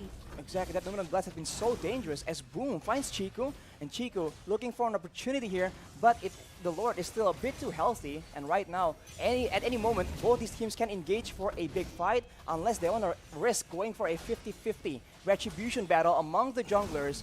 So take a look right now. There we go. Heavy spin, Numinant Blast both being used at the same time. Chiku. But that is a lot of damage coming in from the side of the Cambodians. They're taking out the members of Malaysia one by one. It's a 2-for-2 for now though, as Chiku is still in the front doing a lot of damage, and Formace as well as GM's trying to go back and provide a bit of support, and Boom goes in with the jabs, with the knockout strikes, but unfortunately it won't be enough. A 2-for-2, and that was just complete chaos. And now T is trying to recall back because Malaysia now they have this Lord. They are going into the bottom lane. But remember, this is the first lot. Cambodia, they are trying to force the team fight because they know they lose the objective easily just because this Akai have the heavy spin and also the retribution that on point from Chiku, right? So it's easy for Malaysia to just take all of the objectives that they want. So once Cambodia lose the objective here, they have to force the team fight. At least they need to get like 2 or 3 members for them to hold this Lord. But the problem is now Lord is already marching down into the bottom lane. Malaysia's waiting for an opportunity here, but watch Boom, because Boom is one of the main problems here. Able to flank around and do a lot of damage onto Moon as well as Momo. That is what happened in the previous fight, but the Malaysians very smartly rotate away. They take the first turret, but look at Tai going alone in the front line. That will be a mistake. He has the Immortal, but right now, heavy spin being stolen by Deja as well. Numinant Blast being popped, and the Malaysians actually maintain their composure. They keep going for this fight, but Formace going in and out. The Cambodians have no idea what exactly is his game plan right here. They're trying to adjust, and it's still no casualties due to that Immortal, but that will be that Immortal cooldown in the hands of Tai. But I think it's gonna be a Malaysia game right now because look at that. I think OP needs a little bit more damage here because with the turnout memory pop up just now, he hasn't give a damage that actually Malaysia needs here. Let's take a look for the item. He has that Blade of Heptasis and also the Malefic Roar for the attack penetration and Blade of Despair. So there's still no Demon Hunter Sword that can melt down all of the defensive hero that Malaysia has, such as its Akai and also Lapu Lapu. The Dominance Ice in the hand of T and also Boom. So I think it's enough But I think yeah, they just need more damage for especially for OP because OP, if you talk about the positioning, he's having a nice position here. He's having a good positioning, but the thing is, he needs more damage to melt down all of the members from Malaysia. That's a problem when you're playing a Brody, right? You have a lot of burst damage, a lot of utility, but you don't really have the same kind of DPS that Momo on that Beatrix can bring to the table. So he needs a bit more items, and they have to try and get the right fight. We saw that earlier. If Moon and Momo gets taken out, automatically Malaysia have very little DPS to work with, and I think that will be the main idea here for the side of the Cambodians. Yeah, and now I think they're going to take the Lord. It's gonna be an important Lord for both of the teams. Malaysia, they can do a straight push with the second Lord, but Cambodia also can turn back the table because this Lord, if they get this Lord, it will goes into the top lane. Heavy spin being used, though Luto is stuck there with the Mirror's Passion. That's a lot of damage, but there's a Lunar Blast being used by the side of the Cambodians, and they go in all together. But the kite back from the Malaysians is solid, and now here comes Formace. They have to be very, very careful. He's going in with the Bravest Fighter, and everyone else goes in at the same time. Tonopart Memory doesn't do enough damage to take out all the Malaysians. But Formace is so low. He is down. Double kill for OP, and that is very, very good. Deja is still looking for a bit more, and the Malaysians are forced to retreat. It's a 2-4-0, even though there was an amazing flank from Formace. At least it's enough for Cambodia to hold Malaysia for a little bit. 2 members down from Malaysia, and now it's chance for Cambodia to take this Lord. Let's take a look for the replay. Really a good heavy spin coming from Chiku, guys, but like we mentioned it earlier, if there's no follow-up from Chiku, it's gonna be a little bit, you know, unfortunately for this Akai. But we know that actually Deja, he already countered that with the heavy spin as well. Now 4-member, 5-member, 4-5. Oh, here we go. The Yums goes in, and it's countered by the stolen heavy spin. But everyone from Cambodia is so low. Malaysia pounces on the opportunity. That is gonna be Tai taken out by Chiku, but Lutu has not given up just yet. He won't be able to make a game-saving play, though. The Lord gets secured. Formace takes out Lutu. It's a 2-4-0, and the Malaysians, they're out for blood. 30 seconds, 23 seconds on Tai for the Death Timers. They can definitely get some turrets in this situation. Or it's gonna be a straight push coming from Malaysia. Look at that, the Super Minions comes in into the base, and now it's gonna be a disaster from Cambodia, Archie. Boom goes in, but he gets taken out by Momo. But that might just be enough. The Malaysians are waiting for the next wave. But that stolen heavy spin, though, is being used by Deja to buy a bit of time. He gets taken very, very low. And look at that. Members from Cambodia have come up. And look at the damage coming in from OP, man. They are going for the base. And the Malaysians will barely be able to secure game number 2. Oh my god, Archie, did you see that? So close. There's still a minion comes out from the base of Cambodia. But unfortunately, Malaysia, they are just so focused to force this game going into game number 3. They are no strangers to these high-stakes moments, man. This is how they like to play. Everything hanging on the edge. At any moment, it could be a victory or a defeat. That is the Malaysia we've come to know and love. And Cambodia, they understood that firsthand. They unfortunately were unable to secure that clean sweep, so we are going to game number 3. They almost hold Malaysia a little bit here with the, you know, the 2 members down right in the Lord pit just now. But the thing is, Malaysia realized that Cambodia already used a lot of resource skill just now. Yes. So why don't we force the team fight here? They've tried to force it 5 versus 5 in the Lord pit for the second time. Then after they got T, who we know that actually the Nomian Blast setup is very, very important from Cambodia down. It's gonna be, you know, a key for Malaysia. For sure. I mean, there's also the fact that the Lord has done so much damage to the members from the Cambodian team, and that is just so difficult to deal with, especially in that late game when Malaysia has so many ways to start a fight. Yums flew so far with that Circling Eagle to start off that fight, and as you always know, the follow-up from the members of Malaysia is absolutely solid, man. Solid, absolutely solid. And how tanky this Chiku and also Formace, right? It's not easy to take these 2 men down because they have a lot of defensive items. Especially we know this Akai with the heavy spin and also the jungler position. It means he has an opportunity to take the objective easily if you compare to Cambodia. I think that it's part of their game plan, having utility. And heavy spin with the retribution, that combo has been around, but Malaysia brings it back. It's a bit of a throwback almost.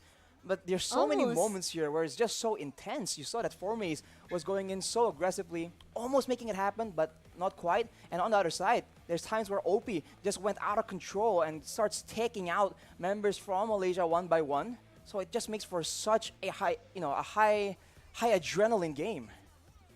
Yeah, agree with that. And look at that, Cambodia, they almost did it, right? Look at this. This is the first team fight. Malaysia, they took the Lord actually, but they can take the Lord. But Cambodia, they know they have enough damage from OP, right, with the cursive strike and also the turn up at memory. But the thing is, they don't have enough front laner to hold the damage coming from Malaysia.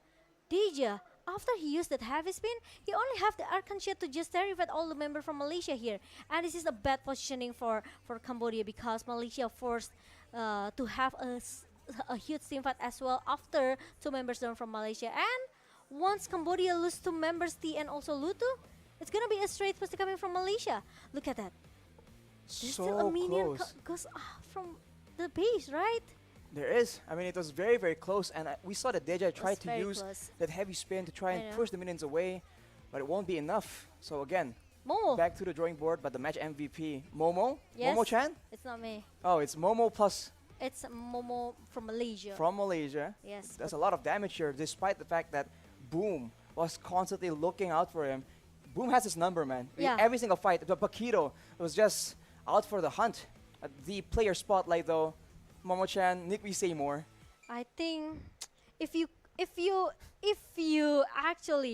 talk about the MVP, of course it goes to Momo, right? But spotlight here, we have to give it to Chico, because without the heavy spin, without the retribution, maybe Malaysia they won't have so much upper hand, such as gold and also level here, because with the turtle objective, with the Lord objective, it buy about a lot of time for Malaysia.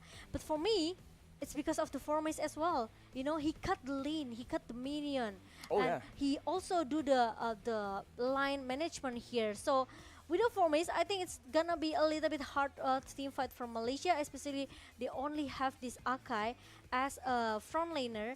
And even though Yams built a defensive item here with the Dominance Eyes and also the Oracle, but his priority is going to take down the backline here. This is why he died 4 times, right? Because he needs to cover the Malaysian team here, but he also needs to prio OP, who stay in the backline. So the circling Egan, the circling Egan goes to OP, but I think we know it's not easy. Once you dive in, you cannot get out, right? Exactly. Because you only has to use that guiding wind with in the 2 option. You have to save yourself, or you want to save your teammates. I think that is his job here, right? Yep. With the team being so aggressive, it's about going in and using that guiding wind aggressively, Yeah. bringing your dive members to the front so they can actually have a better time diving towards the Cambodians, which is why you see when the Cambodians are trying to just gain distance, they were chasing so well. But I guess, you guys at home want to chase that final game as well, but unfortunately we will be taking a short break. Okay. It has been me, Arashi, and Momo-chan, and we will be right back, ladies and gentlemen, so stay tuned. Don't go anywhere.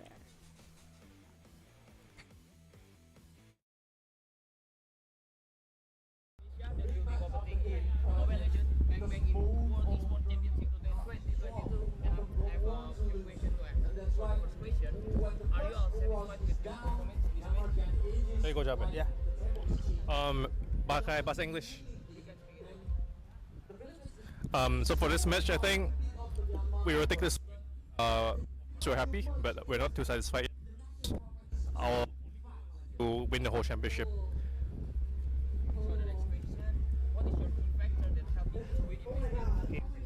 Key factor that was win this match is everyone's hard work. Everyone really put in the effort, the time, and mainly just trust between everyone over here and everyone doing their job.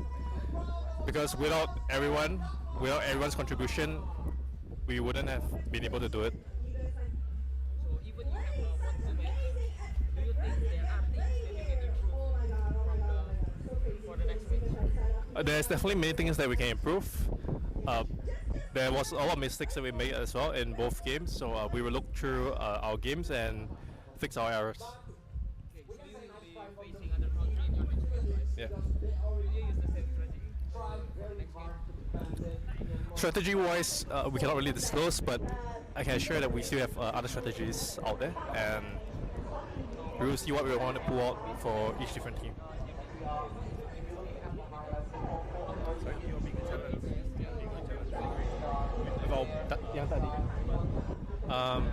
The biggest challenge was because I think Philippines is the favorites, and there's a lot of pressure because our players are all new, and this is our first time representing Indonesia itself. So I feel like the biggest challenge is just the pressure itself.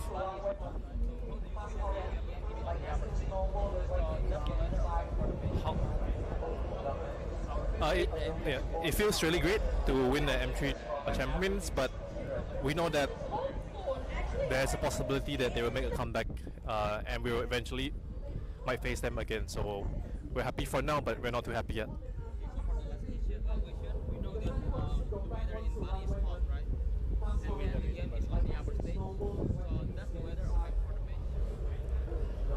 I would say the setup overall is really good. The weather doesn't really affect us, and the setup, the equipment, everything covers the weather, so we don't really feel the heat. Thank you so much. Indonesia! Jaya, jaya, jaya! Okay, thank you. Congratulations, Indonesia! Thank you. Okay, so hello everyone. We have Daki here as an ex-professional Mobile Legends player from Indonesia. Okay, hello. So the first question is, what do you think about this match, Indonesia versus Philippines? Sebelum match ya, pakai bahasa Indonesia aja ya. Jadi menurutku matchnya itu bagus banget, tapi menurutku Indonesia masih punya PR karena secara early Filipina lebih bagus, masih lebih bagus, tapi secara mid game mungkin tadi Filipina over PD, ada yang game 1 over PD, akhirnya Indonesia bisa balikin. Tapi maksudnya menurutku kemenangannya belum clean aja. So who is the top opponent for Indonesia in IESF? Filipina. How much confidence are you that Indonesia will be the winner for this competition? 70% ya. So for the last question, any future hope for esport Indonesia? For esport in Indonesia is semoga banyak tim baru bisa masuk MPL termasuk GPX. Okay, thank you. That's all. Thank you.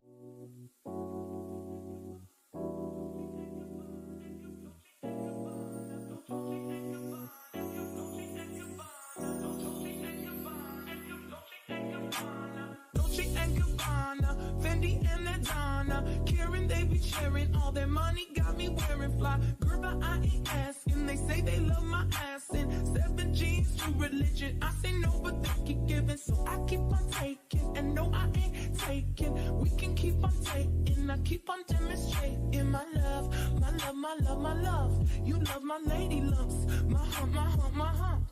My humps, they got you. They got you. They got you. Got you. They got you. They got you.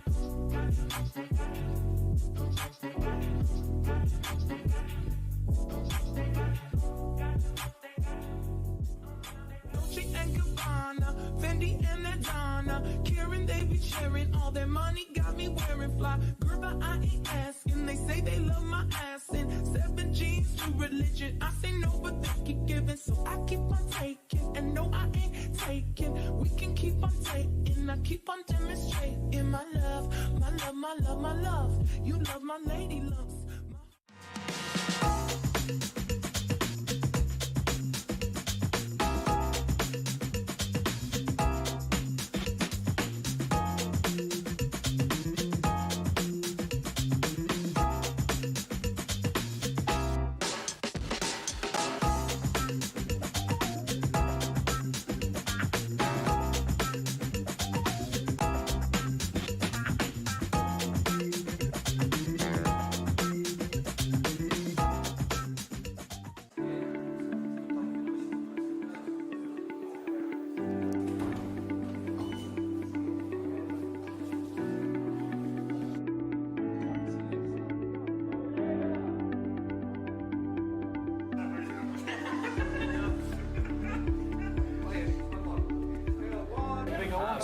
today we have Lotus from Chile, and they will be competing in the World Esports Championship 2022.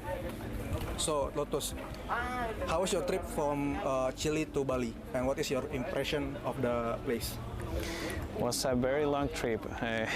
We came from Chile. We have 3 connection flights: Chile, Houston, Tokyo, Indonesia, Jakarta, Bali. So it was a very long trip, 2 days in a row, but it was a lot of fun. We had a lot of fun too. Totally worth it. Bali is a very beautiful place, so we are so happy to be here. We are delightful right away. So first, how was your trip from your country to Bali? What is your impression about the place? So about my trip, it was a little bit tiring, of course, from Saudi Arabia to Bali. Very long journey, but in the end, it worked out. Everything was fine. And my impression was very great. The place here is wonderful, amazing, beautiful place. And yeah. So about the competition, how do you guys prepare for this championship? Well, we are a stack from Mexico, of course.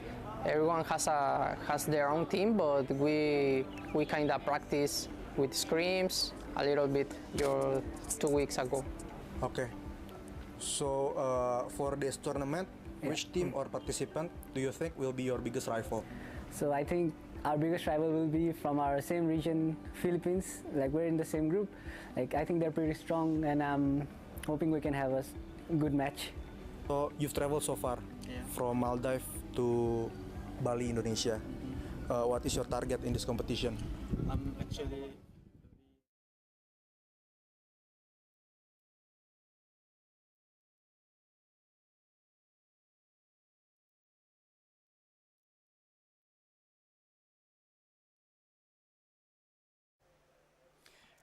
Ladies and gentlemen, welcome back. This is your caster, Arashi and Momo-chan speaking. Yay! And back at it again with Cambodia against Malaysia. Still in the game number 3. Game number 3 right now, the final game. If you guys missed it, in game number 1, the Cambodians were able to take out Malaysia in quite decisive fashion. In game number 2, it was a bit of a back and forth that Malaysia comes out on top in the middle of all that chaos. Yeah. And now we're in the unpredictable game number 3.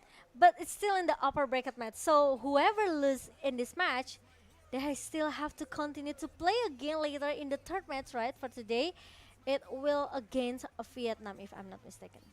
Well, while we're at it and talking about this very exciting game, don't forget about Telkomsel, guys. Oh, what happened? And especially if you're looking for a very fun game, there's this game called The Return of the Condor Heroes. And I must say, and say what you want, but there's a lot of downtime right here as casters, and it's been a very interesting game. It's great. It has great gameplay and so many different characters that would get you into it, man. There's something for everyone. You like the cool guy, the cute guy, whichever.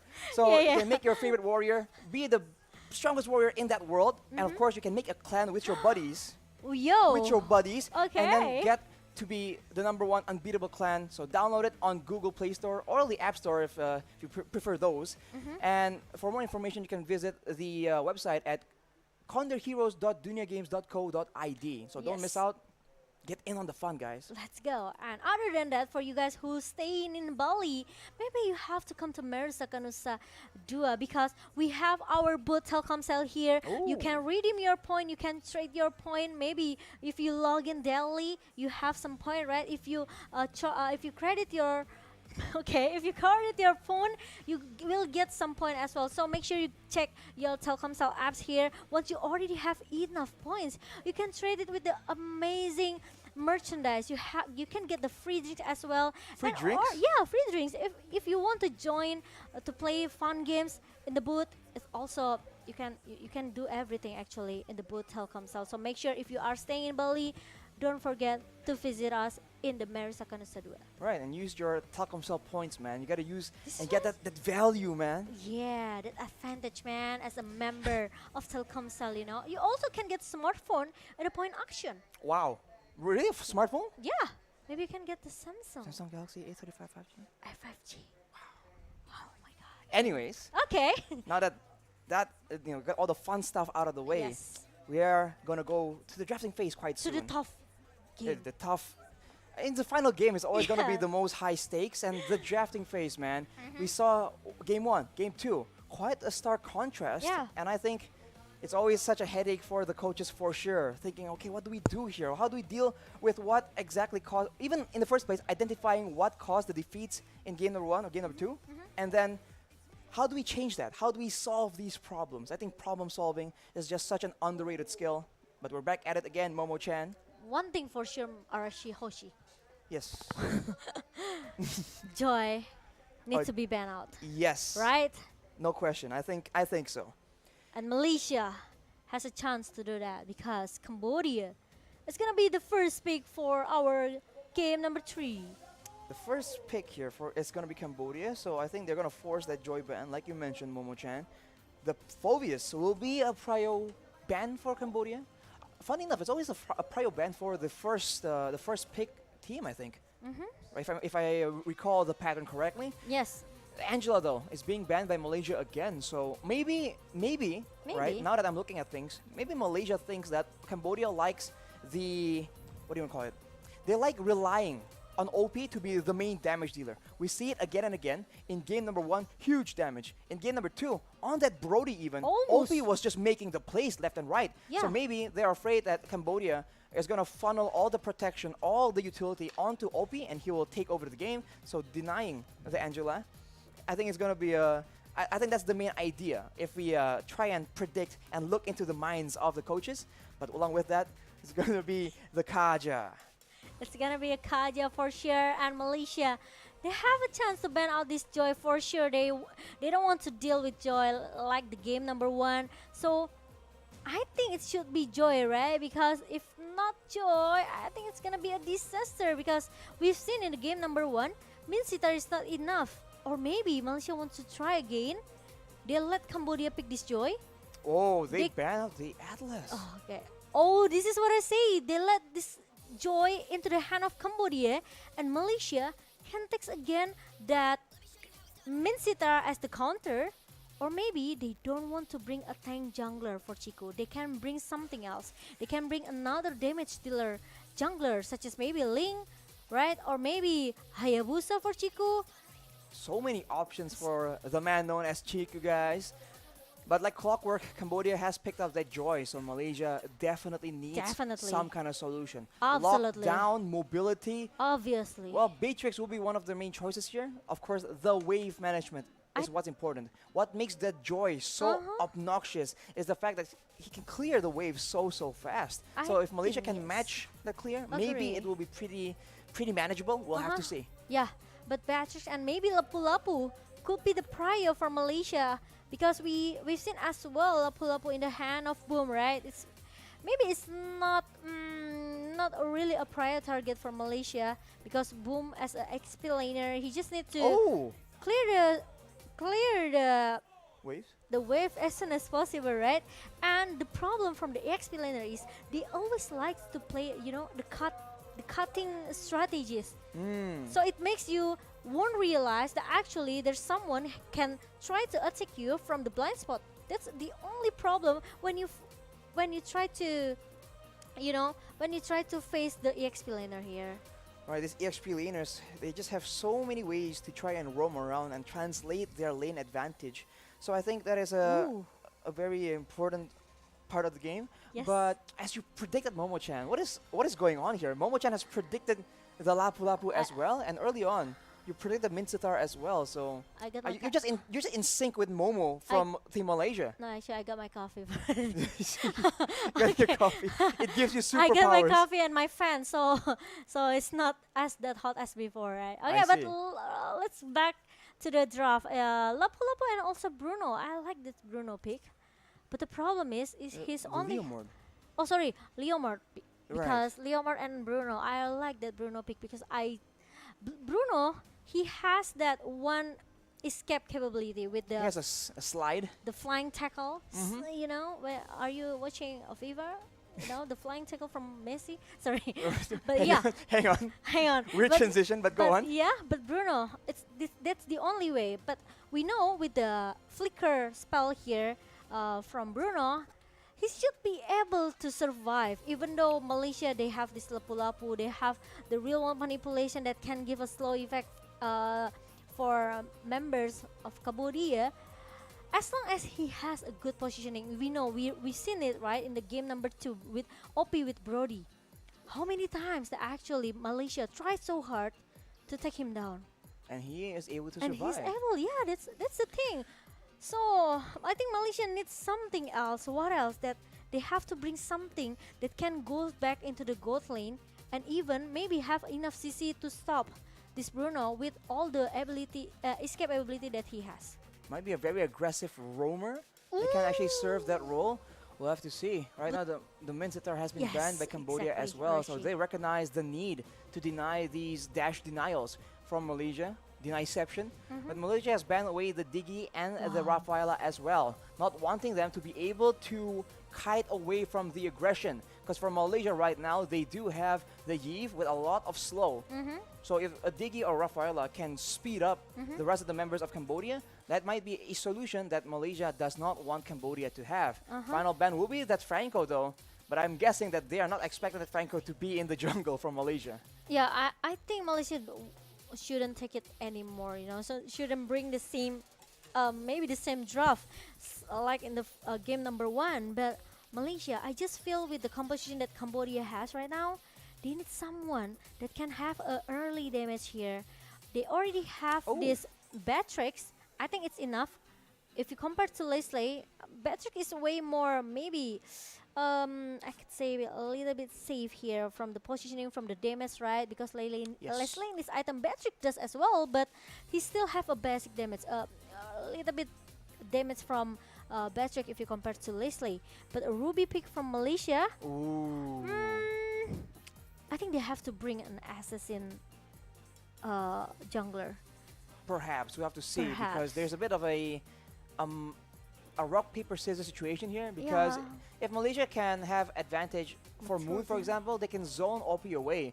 But if the Joy becomes a big problem, then automatically Moon cannot deal or cannot zone like that. So a lot of situationals here. But for Cambodia, first the Matilda as well as the Yutong, that is a lot of dive here. 2 fighters, 1 mage / assassin, and in addition to that, the Matilda. So many dashes, so many ways to engage on.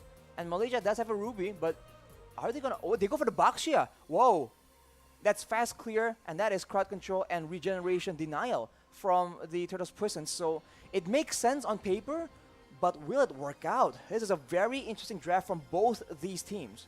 Oh my god. Oh, and I like that skin, Yams. New skins. Aspirants from... the Aspirant skin. From Malaysia here. And Baxia as a jungler for Chiku, guys. I'm not sure because I have my own, I have my own opinion about the draft, right? Because for me, it's better for Malaysia to take the assassin damage here because I just feel that they are lacking of damage. They really, they have the Batrix here. They have a Lapu-Lapu, but yeah, they have a Yves as well. Yeah, but bringing Baxia into the game number 3, I think they have to make an active rotation here. If not, it's gonna be If not, it's gonna be a little bit hard for Malaysia.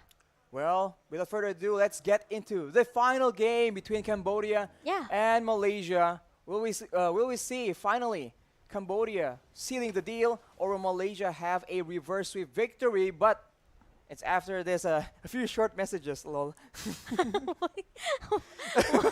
Okay, Rashi, I got what your point is. It's like a commercial break. It's like a commercial Waiting for break. a bit of a pause. But I agree, Momo-chan. That is a very, very solid point. When you pick up Baxia, you need speed. You need to be rolling around.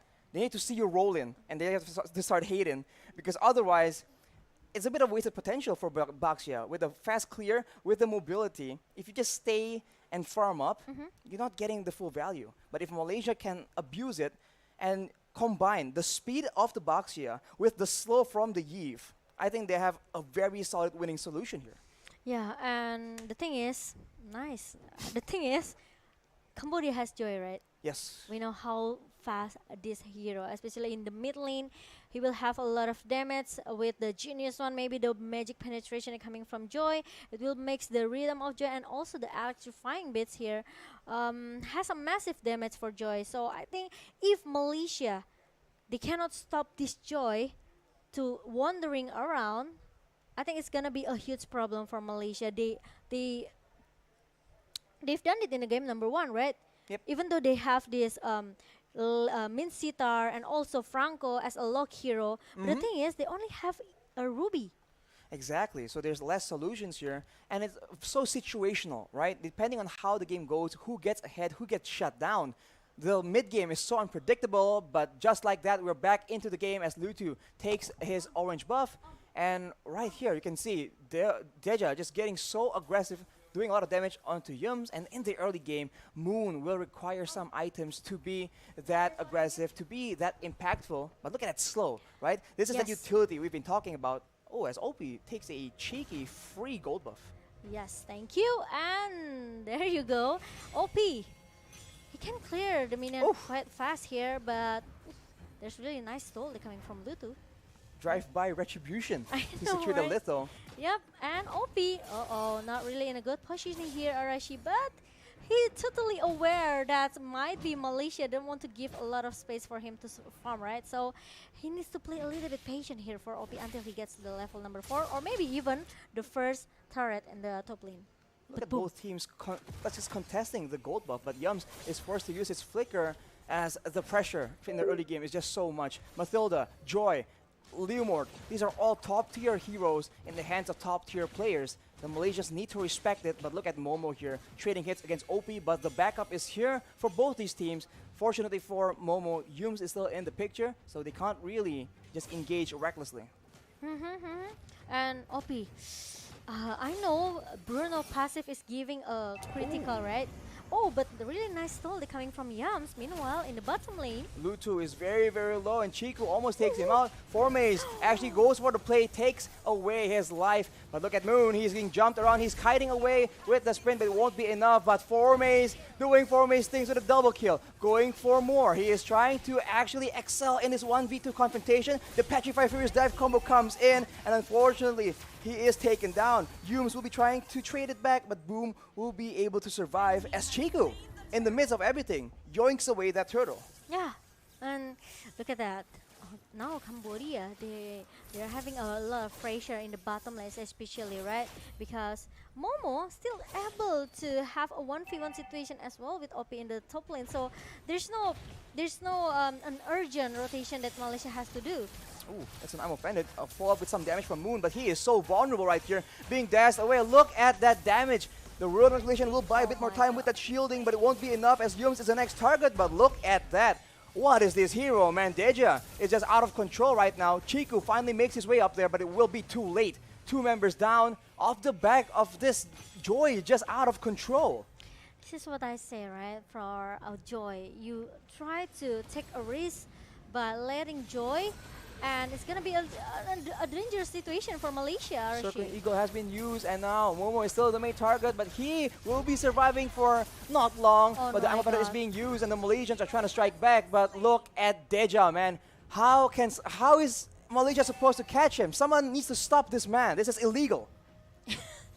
Absolutely, yeah, I agree with that, because once you know that there's a Joy available to be picked by your opponent here, you already have to, prepare for the worst here. You don't have Min Sitar, you only have a Ruby, but the problem is Ruby with the I'm offended won't be enough unless Malaysia, they took Formace go to join the team fight here. I think it will be maybe more effective for Malaysia here, because once the I'm offended being used by Yums, they still have the River Vital to stun this Deja.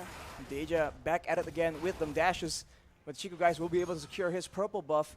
And I think the positioning, right, the formation from the Malaysians need to be revised a bit, because Moon has been caught again and again, but Chiku, at every point he can just roll and start engaging with that shield unity. The turtle is up right now and both teams are going for it. as we mentioned, if everything goes front to back, certainly Malaysia has a chance. But the Black Dragon form, along with everything, Chico actually gets the steal still. But look at Deja all the way in the back. Moon is zoned away, and the Malaysians are split in two. But the Cambodians cannot capitalize, and Chico, he gets it done. Wow. Chico, finally. Even though he got the 3 assists, I think it's enough for the early. Taeyang gets very low with the I'm offended, but Deja 1v3, he doesn't even care. Momo gets taken out, he's unstoppable, literally, and that is Cambodia. Just not respecting the Malaysian potential at all. Circle Eagle is popped right here again. Youngs is alone. Moon will try and actually do some crowd control. But look at Joy, not even taken low in the middle of all this. And Chico will not be able to protect his top side turret. He will be jumped on right here. Very, very tanky. Popping the Prickles Poisons to do a bit of damage, but he will be taken out as well. The power in the early game by the Cambodians, absolutely insane. And especially, you know, they bring this Matilda, right? So the additional shield and also how the guiding winds work perfectly for Cambodia, it makes them very, very confident in all the skirmish and teamfight that Joy has, right? The electrifying beats, it's immune all of the CC that actually Malaysia have. So the I'm offended from Yams or maybe slow effect from Moon, it won't affect this Joy at all, right? They require damage. Maybe damage is the only crowd control that can work. Yeah, and he also has the additional movement speed from the electrifying beats. And you know, it's when you meet Cambodia, please just ban this Joy. I mean, in general, I think this Joy is just so obnoxious and there's no real easy solution. Not yet, at least. But Formis now has the Bloodlust Axe, so he has a lot more sustain. Chiku actually has the Blade Armor, so gonna be a bit more tanky. But look at Deja. He's just so... He doesn't really have any care in how he positions and how he moves. He just goes in and out, and it doesn't matter. There's nothing Malaysia can do until maybe later on the damage coming in from Momo can maybe burst him down. The turtle is now spawning and both teams are looking for it. Malaysia was able to steal it before, but now Cambodia has a lot more control. They might just go and try and take Chiku out before trying to secure the turtle though. Retribution battle being won by Chiku yet again, but look at the dive. Cambodia is all over the back line. The Petrify hits 2 people. Chiku, but he gets taken out. The knockup now takes out Yums, and Cambodians actually are falling back. That's some DPS coming in from Chiku and Moon. Yes, but Boom is gonna be the threat for Malaysia. Meanwhile, Momo is just focusing to get the objective in the top lane as soon as possible. And did you realize, Arashi, Deja, he brings the Vengeance spell. So he will have more damage, deals 50 points damage here, plus 25% of the damage as magic damage to the enemy. So extra damage, and we talked about this. He is so mobile, and he has so much damage. There's no real requirement, and of course the damage reduction. We said that the only real counter right now, the only real crowd control might be death, might be just damage and burst damage. So with the Vengeance, that just counters that option as well. So it's a very intelligent choice by Deja on the side of Cambodia. Yeah. He got the speed, he got the magic damage here, he got the magic reduction from the Vengeance. I think it's enough for Deja. This is what are you looking at, Arashi? You are looking for the answer, right? Why he's very, very strong because of the spell as well. Well, but he won't be in the bot side, and Boom will get ganked. And the Malaysians will take away a turret, but look at Deja already on the way on a mission. Unfortunately, though, it will be a bit too late as Chiku goes in. He actually doesn't really care, walks around, and the crowd control, the poke damage. You can see the itemization, the power spikes for the Malaysians is starting to come through. And if the game goes long enough, it might be dangerous as Momo. You cannot stand alone, and I guess it's a tough situation because even if you try and babysit and guard Momo against this Joy, it's almost pointless.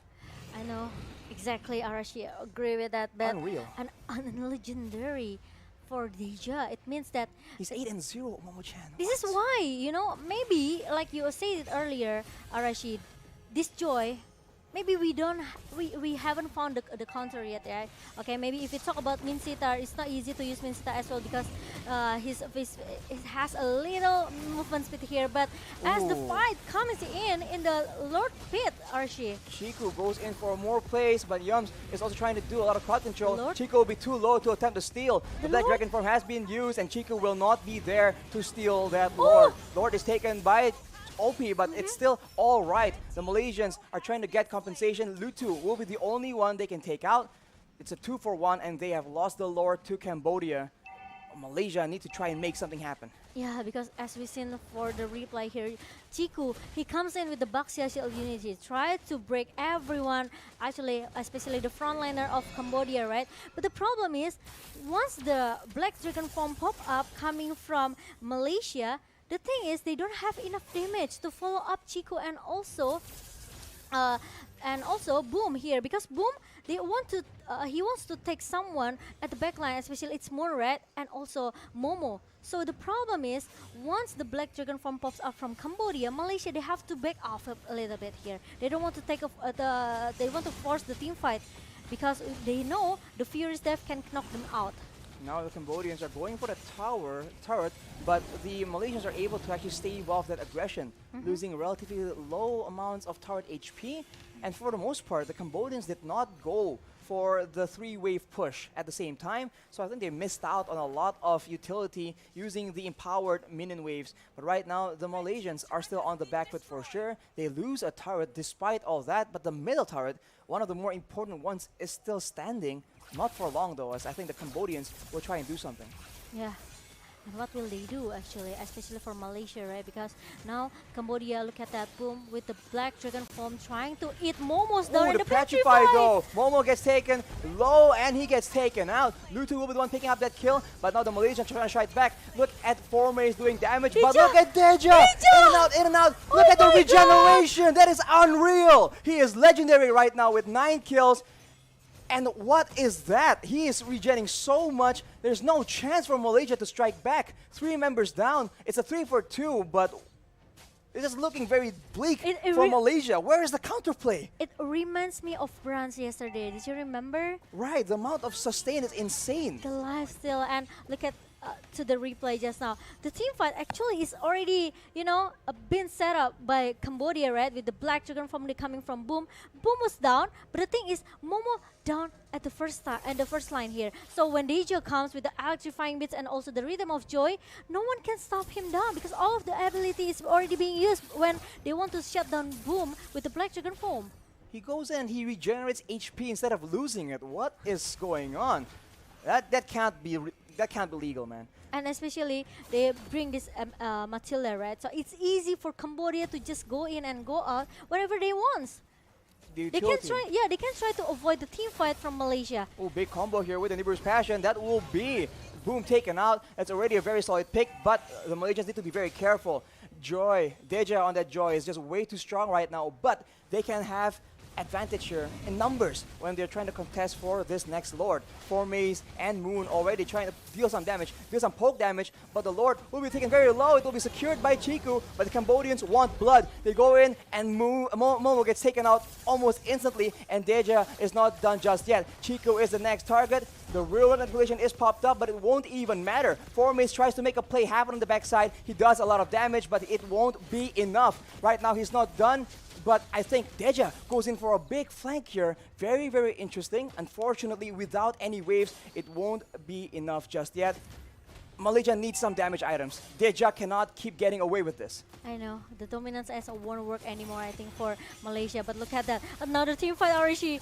Yungs with the I'm offended. It won't be enough. He is getting jumped on by both Boom as well as Deja. That is Deja legendary. And he is still not waiting. Boom will take away Moon's life as well. Formace is the only one that's durable enough to survive in these situations. But the Cambodians just keep ignoring him. They're just walking away.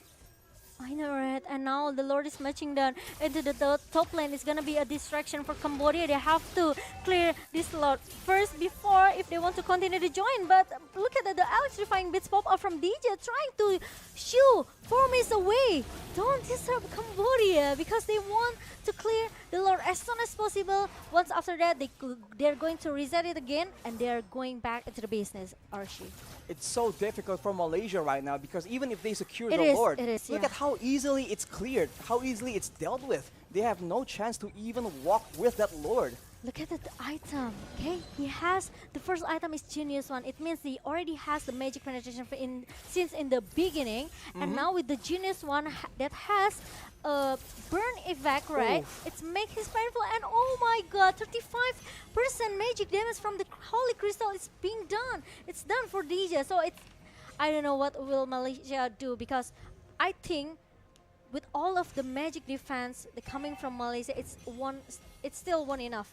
You know, with the Athena Seal, the Radiant Armor, and also maybe they need an Oracle as well, because they need this lifesteal from Malaysia at least to stay for the team fight here. Speaking of the glowing wand though, Moon has one as well. So the power spikes is coming up for the Malaysians. We are at 15 minutes. You can consider this slightly towards the late game, and with enough damage, Deja needs to be more and more careful in how he wants to approach these fights. So maybe they can be a mistake that the Malaysians can take advantage of. Right now, surprisingly, the Malaysians are the one with a bit of control. And the problem is, it's not only Deja the problem though. Yes, Lutu, Boom, OP. So right? magic and physical as well, Momo-chan. A good mix of items that you need to survive from this damage. There are so many targets for Malaysia to be, you know, to be maybe focused. They have to choose which one they have to prior to be taken down here. Is it gonna be Deja, or is it gonna be OP, who has a perfect positioning until now, right? And the next Lord is gonna be the answer for both of the teams. 1-for-1 Lord, and now it's gonna be the third Lord in our 15 minutes a game. And now Malaysia, they have to do some pick off. They have to at least take down one member before they start the big fight, 5 versus 5 with Cambodia. Well, they have to get a pick off and on the right target as well, because they can't just go and get any kind of pick off. And right now, they are the ones being zoned away. Formace is coming in. He has the items available to go in. Black Dragon form has been used by Boom towards that back line. And look at Deja just wreaking havoc. And while that's happening, Chiku as well as Formace are trying so hard, but the back line is being absolutely decimated. Deja with the recalls, just disrespecting. Formace, despite his best efforts, will not be able to make anything happen. That's a 3-4-0 for the side of Cambodia, and it's looking like the beginning of the end. Yums and Momo trying their best to try and do something, but it won't be enough. Yums taken very low. That is the first turret. And Cambodia on a steam train, not trying to stop at all, going in for the base turret. Will they continue with a minimal amount of minions? The death timers are still so long. 8 more seconds until Moon is on the base. And look at that, Momo goes in, jumps, tries to stop the minion wave, but it won't be enough. That will be Cambodia, upsetting the majority of the caster predictions. The caster curse strikes again. Cambodia, you guys got it done. Oh my god, 2-1 against Malaysia. And wow, I think it looks very, very bad actually. Game number 3 for Malaysia, they don't have enough ability to stop only one hero. We might not see that this Bruno do a lot of outplay, right? Well, because there's no need to. He doesn't need to.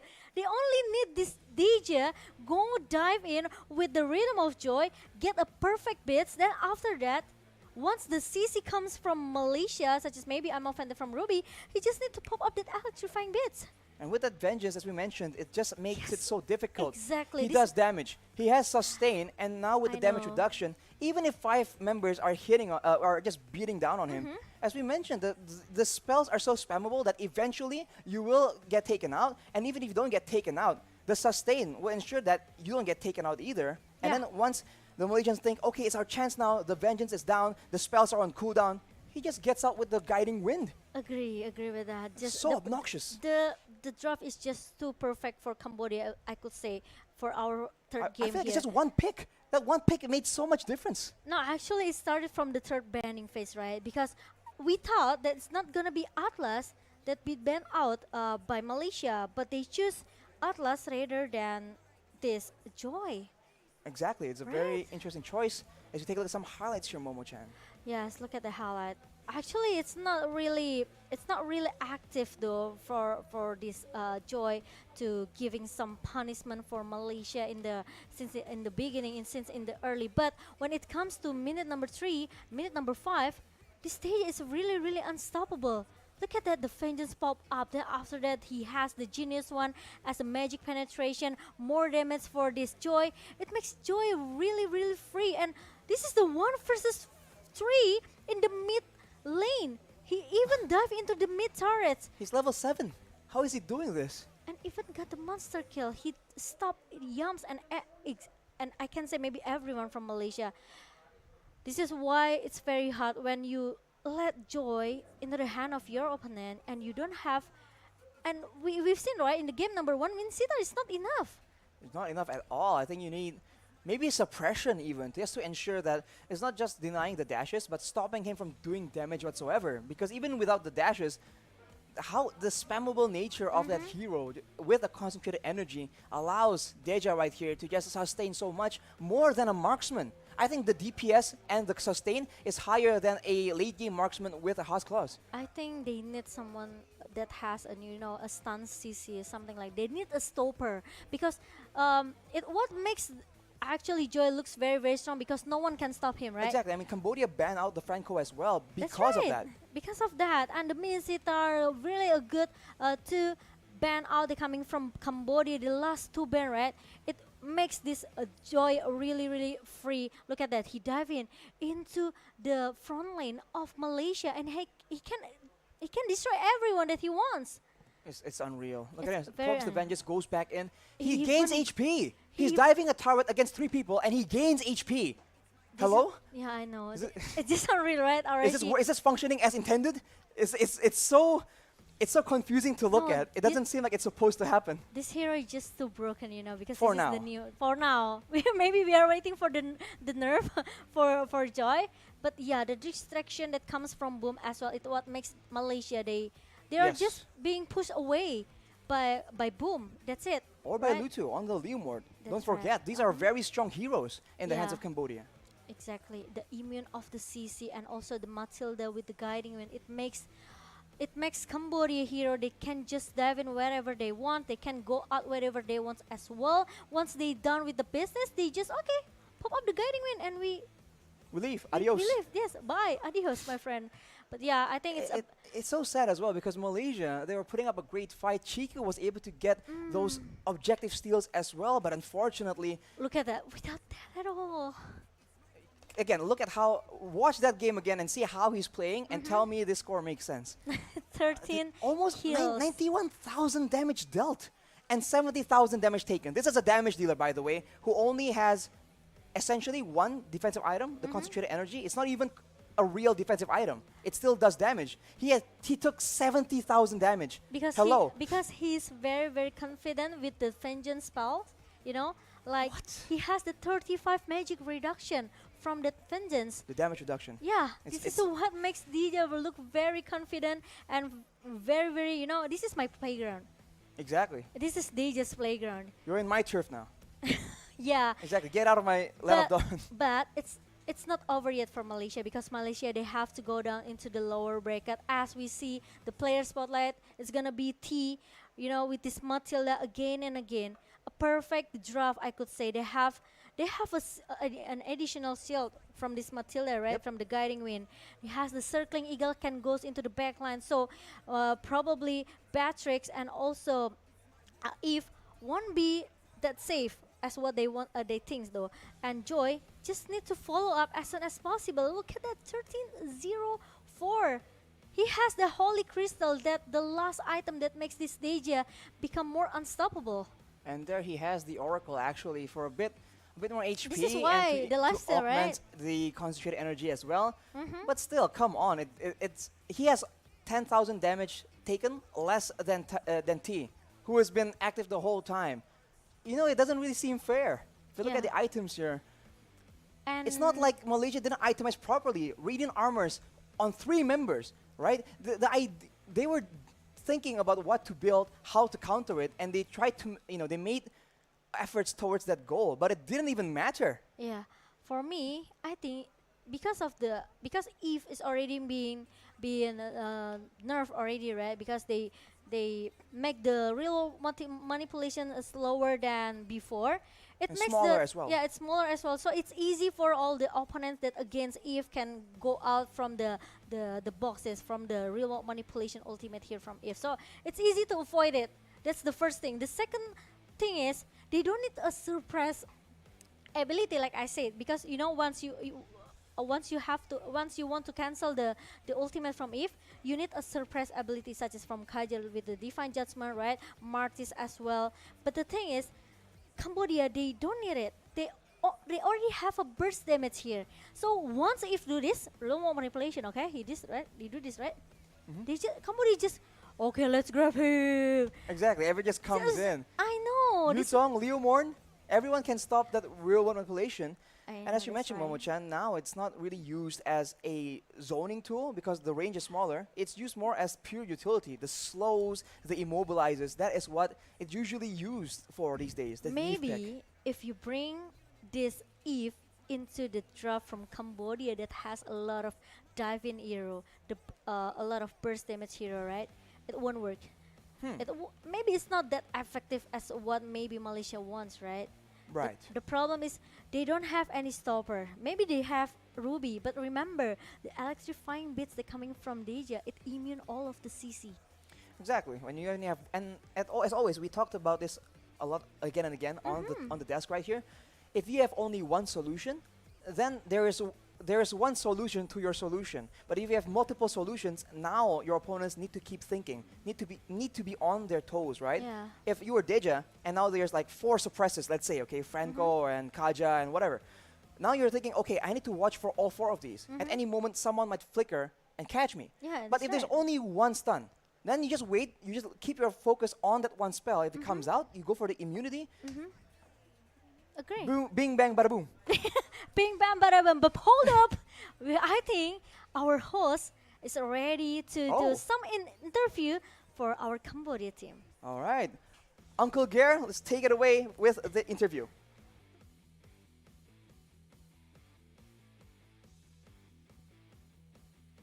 Thank you once again, Momo and Arashi, and congratulations to Cambodia. And I will take a short interview with one of the players. So congratulations once again, bro. Good job, good game. And I would like to ask you about what is your first impression about Bali? It feels great to be here. Yes. Is that good? Have you found like your favorite food in Indonesia? Yeah. Already try? What kind of food? Fried rice. Fried rice. Okay. The second one is, what do you think about Joy? When you guys got Joy like 100% win rate, how do you think? It's my confident hero, and it's so overpowered. Yes, that's it. Okay, so Joy is so overpowered that he thinks that that was one of your signature, and he's so confident when you use Joy as a main hero of the game, and they beat Malaysia 2-1. So guys, after this, we will have the second match, another big match for today on Mobile Legends Bang Bang IESF 14 World Esports Championship, Indonesia versus Argentina. So it will be Bambang Pamungkas versus Lionel Messi. But we'll have a short break after this. Still on IESF 14 World Esports Championship 2022, Bali.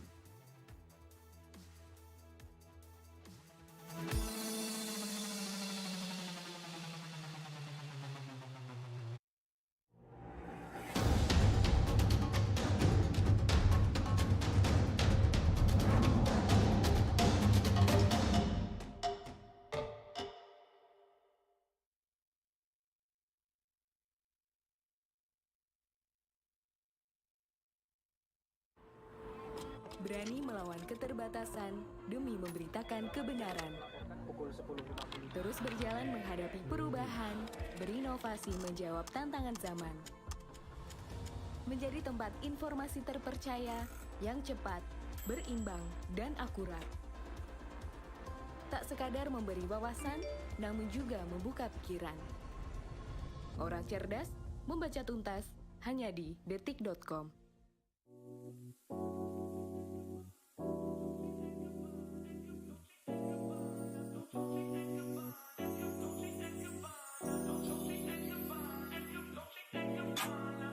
Dolce and Gabbana, Fendi and Adana, Karen, they be sharing all their money, got me wearing fly. Gerber, I ain't asking, they say they love my ass in 7 jeans to religion. I say no, but they keep giving, so I keep on taking, and no, I ain't taking. We can keep on taking, I keep on demonstrating my love, my love, my love, my love. You love my lady lumps, my hump, my hump, my hump. My humps, they got you.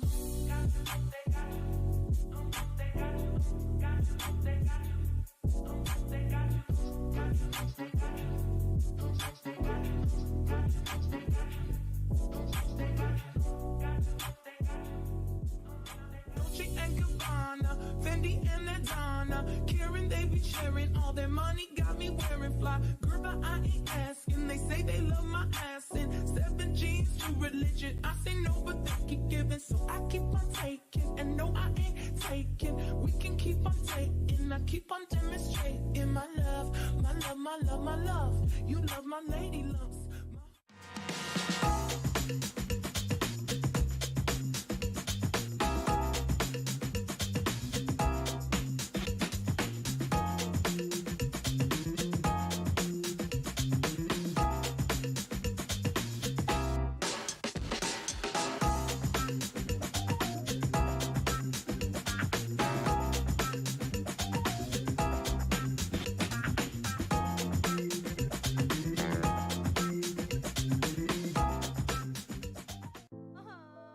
Warga plus 62 emang banyak maunya.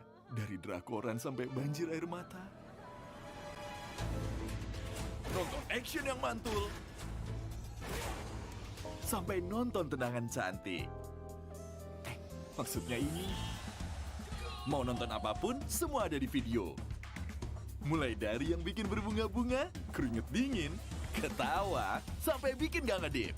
Jadi nonton apa sekarang?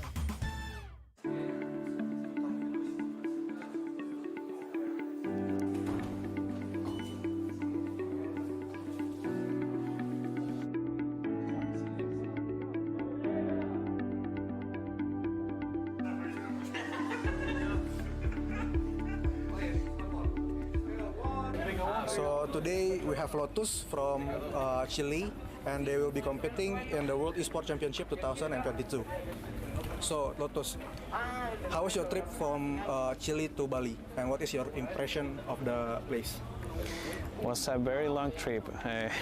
We came from Chile. We have 3 connection flights: Chile, Houston, Tokyo, Indonesia, Jakarta, Bali. So it was a very long trip, 2 days in a row. But it was a lot of fun. We have a lot of fun too. Totally worth it. Bali is a very beautiful place. So we are so happy to be here. We are delightful right away. So first, how was your trip from your country to Bali? What is your impression about the place? So about my trip, it was a little bit tiring, of course, from Saudi Arabia to Bali. Very long journey, but in the end, it worked out. Everything was fine, and my impression is very great. The place here is wonderful, amazing, beautiful place. Yeah. So about the competition, how do you guys prepare for this championship? Well, we are a stack from Mexico, of course.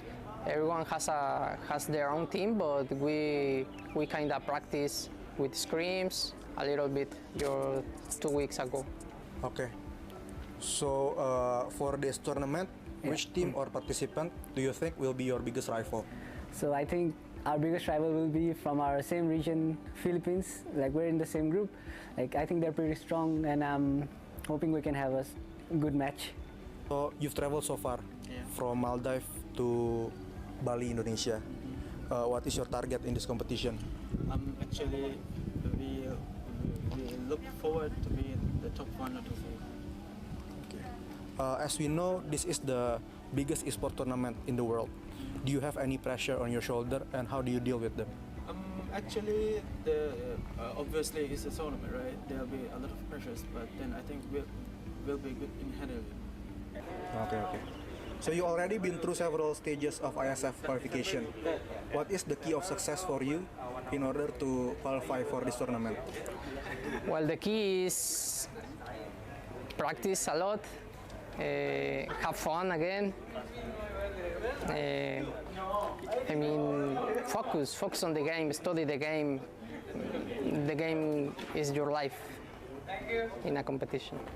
We also know that there have been a significant growth of the esport industry for the past few years, and there are many esport fans that want to represent their country, just like you. Yeah. Do you have any advice or tips for them so they can achieve that dream? So I think we should all remember, like, it's a team game, so we should solely not only focus on ourselves, and we should maybe focus on the team and how to grow as a team together, and sticking together through the thick and thin. I think that would be the greatest tip I can give. Okay, so that's all for my questions. Thank you. Thank you for your time, and I hope you the best. Thank you, for this tournament. I hope the best for Mexico team. Thank you so much. We hope that too. Thanks to you, Pong. Thank you so much. Thank you.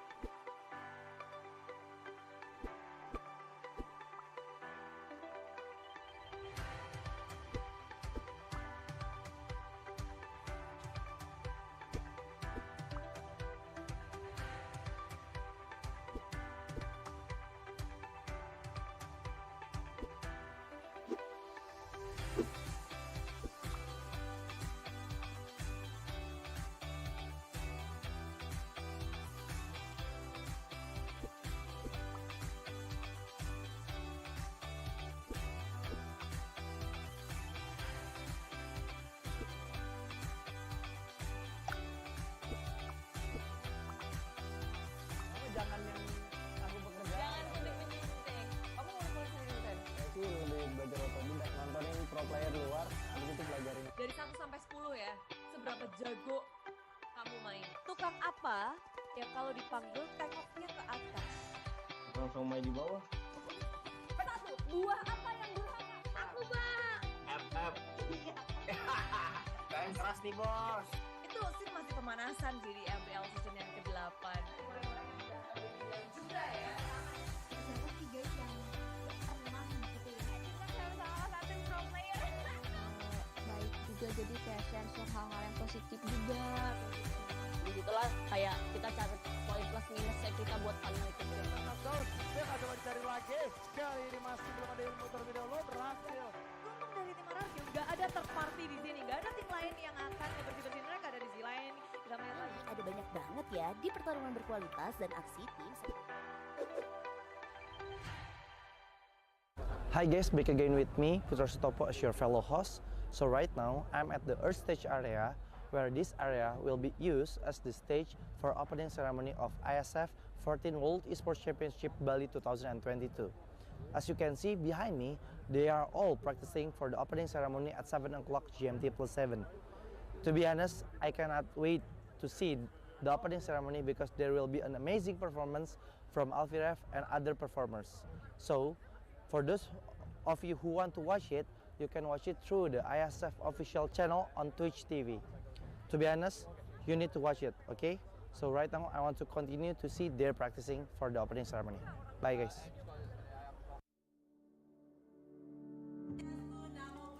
Salam kebajikan. Apa kabar teman-teman media semuanya? Luar biasa. Good afternoon ladies and gentlemen. Diri untuk menyanyikan lagu kebangsaan Indonesia Raya yang akan dilanjutkan dengan Mars PW Sports Indonesia. Indonesia tanah airku, tanah tumpah darahku. Di sanalah aku berdiri.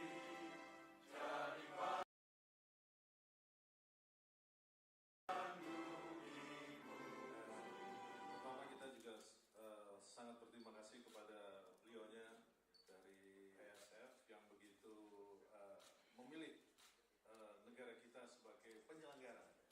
Sekitar 42 juta ya e-sport ya, pemain e-sport tentunya akan bisa menyebarkan ini bisa menghidupkan ekosistem daripada e-sport itu sendiri. Tentunya akan berpengaruh secara ekonomi dan kesehatan. For this event, and hopefully Bali and Indonesia will get a really good name in the international, right? Is going to influence a positive creativity in humanity and a new way to socialize, a new way to be together, a new way to be friends. When a parent looks at a kid in the computer with headset on and talking. Salam Esports. Jaya, jaya, jaya. Okay. Okay, thank you so much.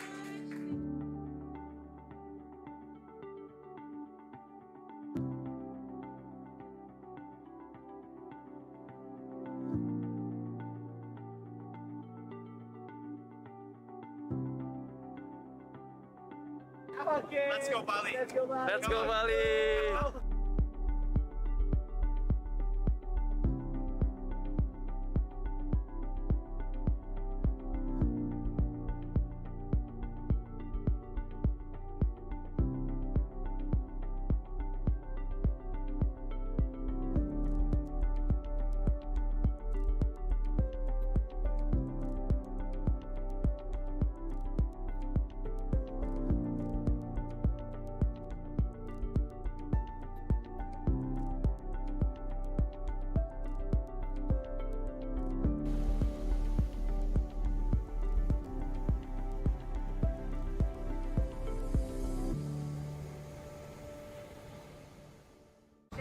So, welcome to the IESF 15 World Esports Championships Bali 2022 with me Sigit as your villa host. So, this is the second day of the IESF 15 World Esports Championship Bali 2022 and we still have a lot of interesting match and games in the game category of eFootball, Tekken 7, CSGO, Dota 2 and also Mobile Legends Bang Bang. You can see full match schedule on our Instagram at the IESF_official and also garudaku.se.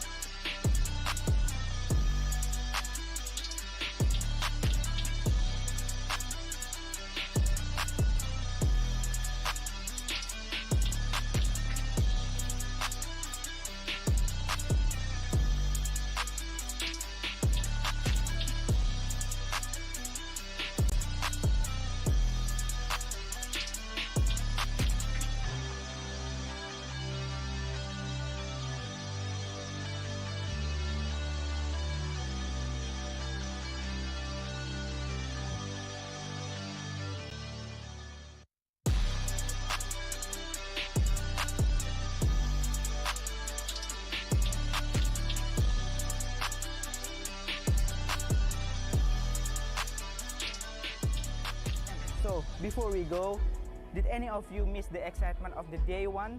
Don't worry, here's the recap day one of the IESF 15 World Esports Championship Bali 2022. Enjoy!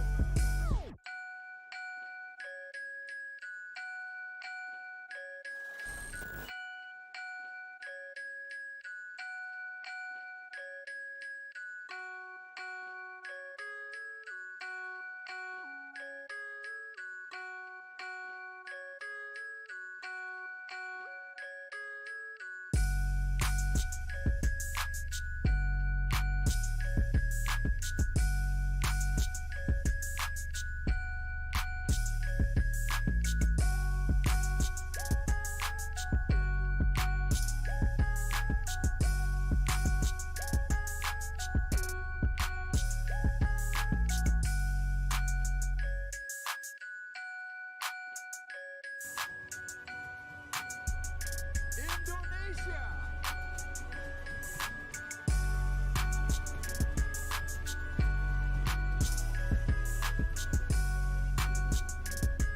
Saya membuka secara resmi 14 World Esports Championship.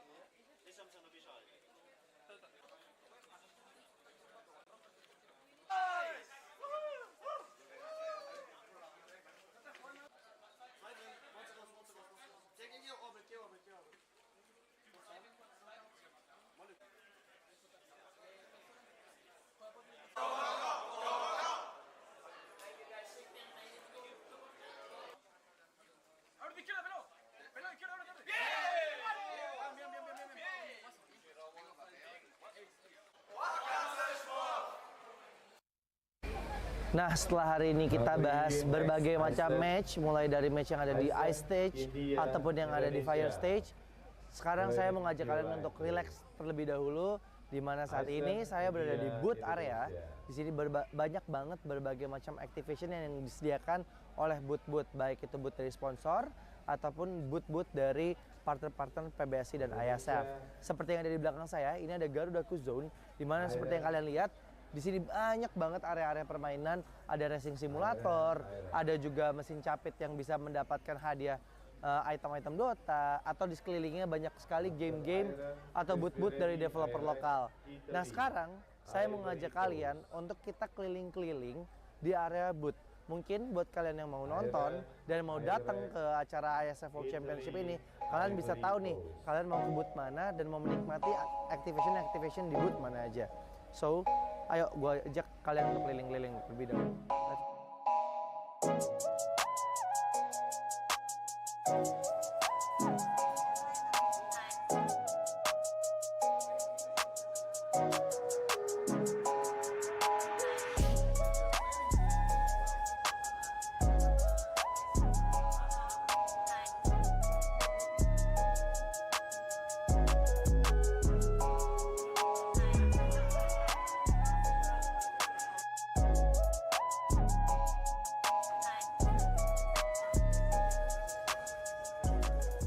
Nah, sekarang kita lagi ada di booth-nya Battle of Guardian, di mana ini merupakan booth developer lokal asal Indonesia yang menciptakan fighting game pertama di Indonesia.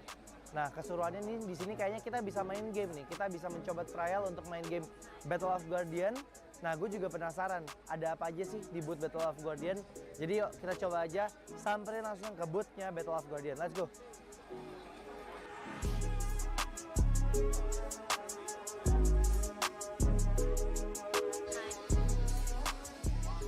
Nah, aku sekarang udah sama Kak Jenny selaku strategisnya ya Mbak ya, strategisnya dari Battle of Guardian. Nah Mbak, aku mau nanya-nanya nih sedikit tentang apa sih sebenarnya Battle of Guardian itu. Mungkin teman-teman di sana masih banyak yang belum tahu, mungkin boleh tolong dijelasin Mbak.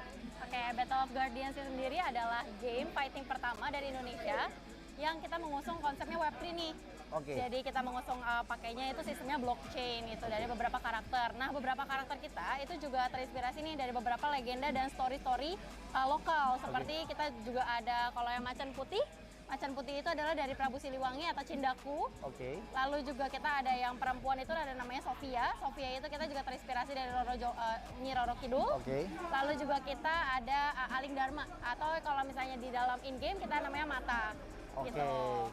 Kalau di dalam in-game-nya sendiri kan aku lihat ini ada banyak fighter ya Mbak. Yeah. Nah, sebenarnya apakah ini ada jenis-jenis fighternya gitu nggak sih? Apa semuanya tuh kategorinya sama gitu? Ada, kita ada 3 kategori fighters di game kita. Ada dari Guardians, ada dari Demon, dan juga dari Human. Tapi kalau Human di sini adalah ceritanya tuh udah cyborg, jadi setengah human, setengah robot. Oh, gitu. Jadi mereka memiliki special skill sendiri nih. Oke. Kira-kira total ada berapa karakter sih Mbak yang udah ada sekarang atau yang mungkin rencananya bakalan ada nih di Battle of Guardian? Sekarang ini untuk in-game kita udah keluarin 40 plus karakter. Oke. Tapi kita juga akan tetap develop sih. Kita ada beberapa yang masih kita on hold gitu. Oke. Nah ini nih guys, seru banget. Berarti ini bisa dimainin di mana Mbak nih? Ini kita akan ada di PC Games. Oke. Ini only PC Games, tapi langsung ke website kita aja Battle of Guardians. Dari situ kalian bisa download game ini di PC kalian sendiri. Udah bisa main sama, mungkin aku mau main sama temen aku yang ada di luar kota gitu, atau ini baru bisa offline gitu Mbak? Bisa, kita ada 2 mode, ada offline mode sama ada turnamen mode. Kita juga ada PVP. Oke. PVP jadi secara online, kita akan nyari match secara online gitu. Jadi bisa dari nggak cuma dari luar kota, tapi bisa juga dari luar negeri gitu. Nah, buat kalian yang suka main fighter game, cobain Battle of Guardian. Ini karya lokal loh. Ini fighter game dari Indonesia pertama kali berarti ya Mbak ya? Iya. Dan Battle of Guardian ini juga udah dipertandingkan sebagai kompetisi eksebisi ya kemarin di Piala Presiden ya Mbak ya? Nah sekarang aku penasaran Mbak, ada apa aja sih di dalam booth-nya Battle of Guardian di acara IESF ini, dan sekiranya kalau penonton mau kesini tuh ya tadi mereka bisa ngapain aja dan mungkin ada hadiah-hadiah gitu nggak sih? Ada banget. Kita akan ngadain turnamen. Sebenarnya nanti turnamen kita akan ada di water stage. Oke. Itu akan di tanggal 3, 4, sama 9. Itu prize pool-nya akan ada di 10 juta. Kita akan bagi-bagi nih. Nah, tapi di sini juga kita ada fun match. Jadi di sini kalian bisa coba game-game kita. ada tiga ini. Kalian bisa coba pakai arcade games, bisa juga pakai joystick nih untuk mencoba beberapa experience-nya beda-beda nih. Bener. Nah, Kalau arcade games tuh yang kayak pro player gitu iya, kan? bener. Gitu. Jadi ada pakai arcade-nya sendiri, mesin arcade-nya sendiri. Nah, selain kita showcase game kita sendiri, kita juga ada nih beberapa merchandise yang kita eksklusif banget nih untuk IESF. Seperti jersey, terus baju yang aku pakai nih sekarang, kaos yang aku pakai. Lalu kita juga ada karakter, jadi ada 3D printing karakter. Kita juga ada figur, ada juga keychain gitu. Nah, boleh nggak aku izin nih? Mungkin buat teman-teman di sana juga penasaran gimana sih game Battle of Guardian. Aku izin main dulu, boleh nggak, Mbak? Boleh banget. Yuk, kita main yuk. Siap. Yuk.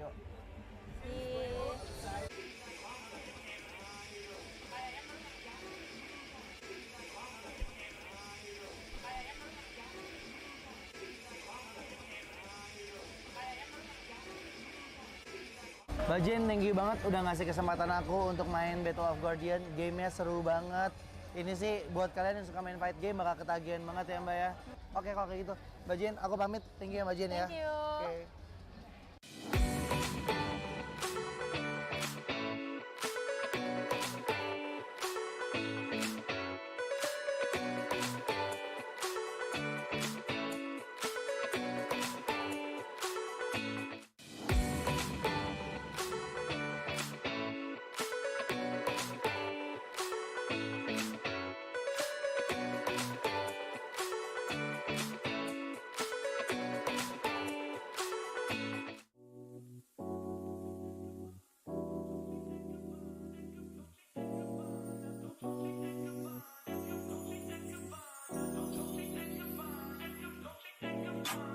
Dolce and Gabbana, Fendi and Adana, Karen, they be sharing all their money, got me wearing fly. Girl, but I ain't asking. They say they love my ass and 7 jeans to religion. I say no, but they keep giving, so I keep on taking. And no, I ain't taking. We can keep on taking. I keep on demonstrating my love, my love, my love, my love. You love my lady lumps, my hump, my hump, my hump. My humps, they got you. They got you.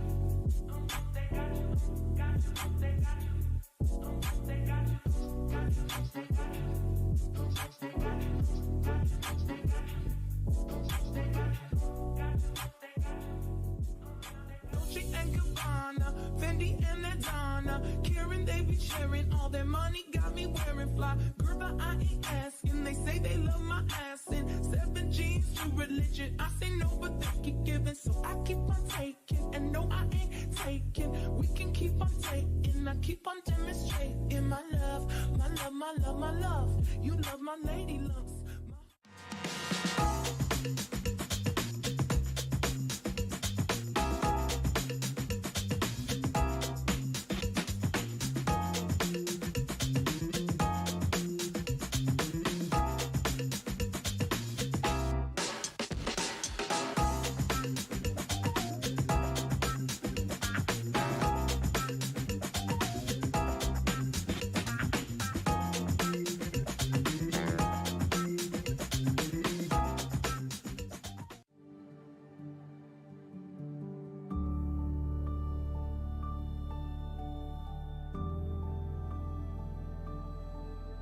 All it takes is one dream.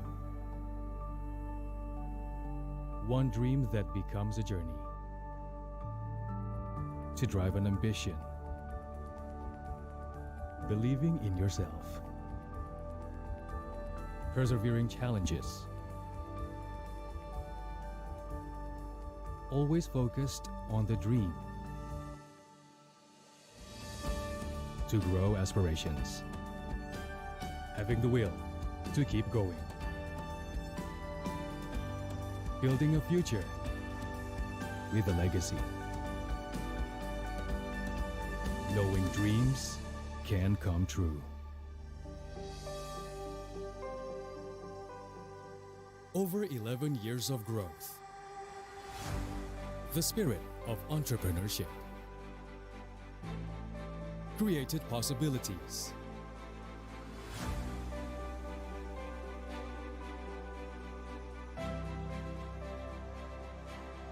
Realized new potentials.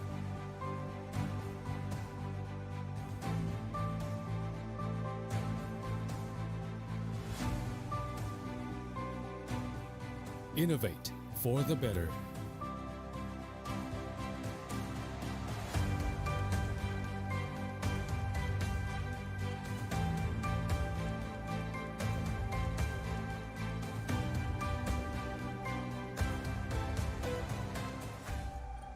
Expand horizons.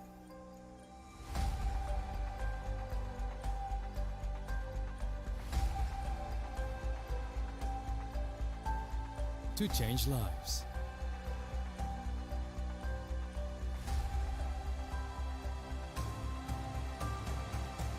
To connect new ideas. To explore new grounds.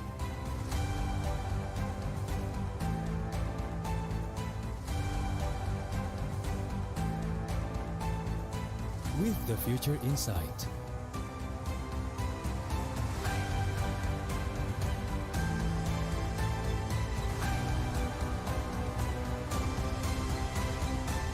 Together.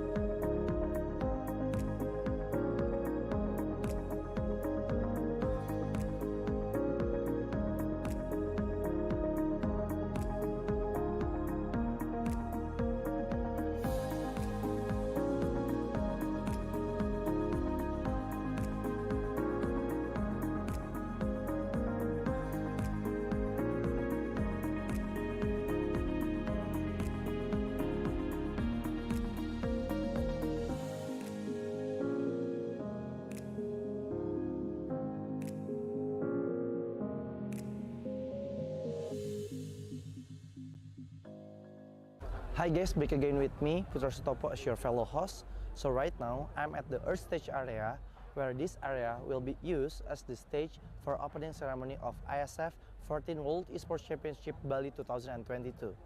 As you can see behind me, they are all practicing for the opening ceremony at 7 o'clock GMT plus 7. To be honest, I cannot wait to see the opening ceremony because there will be an amazing performance from Alfiref and other performers. So, for those of you who want to watch it, you can watch it through the IESF official channel on Twitch TV. To be honest, you need to watch it, okay? So right now, I want to continue to see their practicing for the opening ceremony. Bye guys.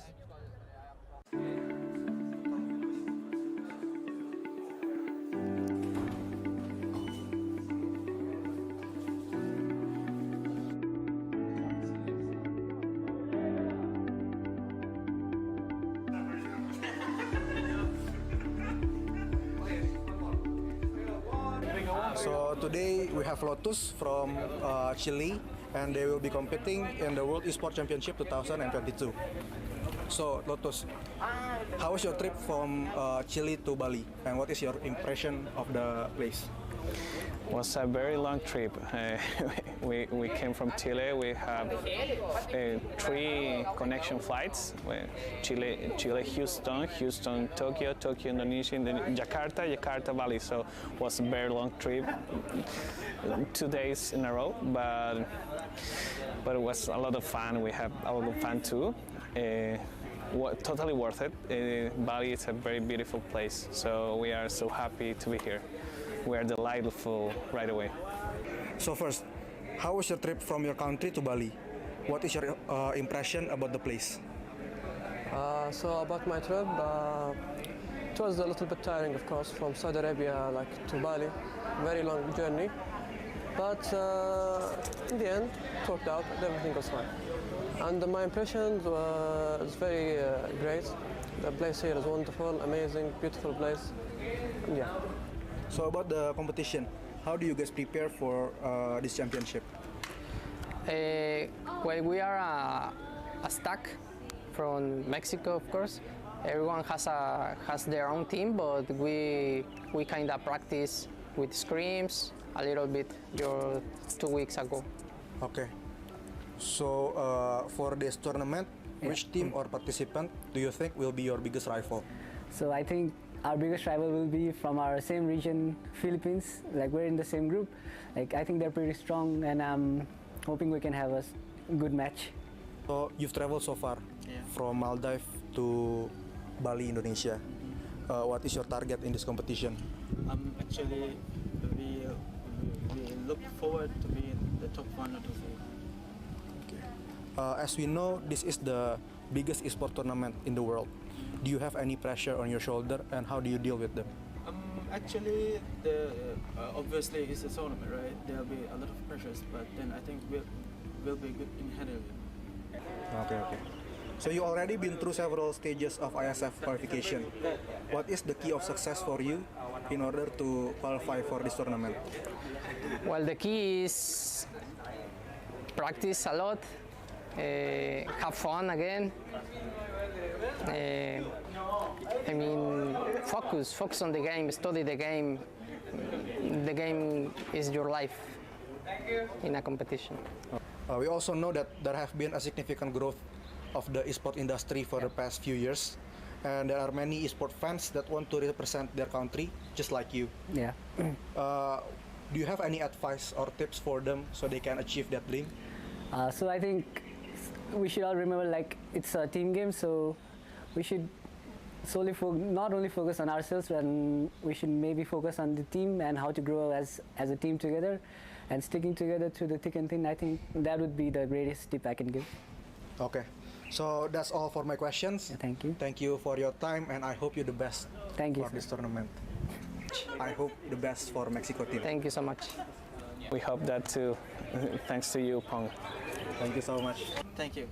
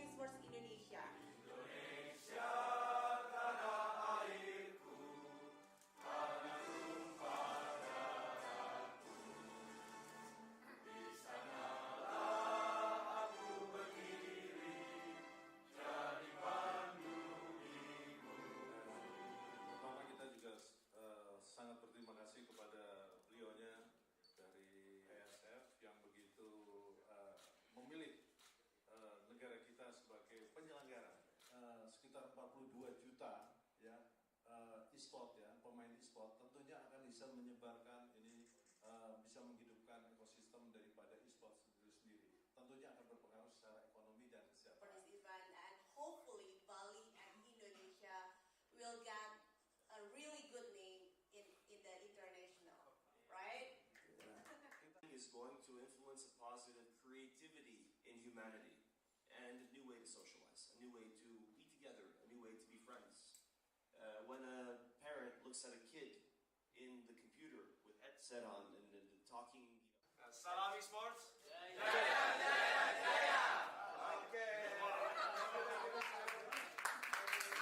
thank you so much.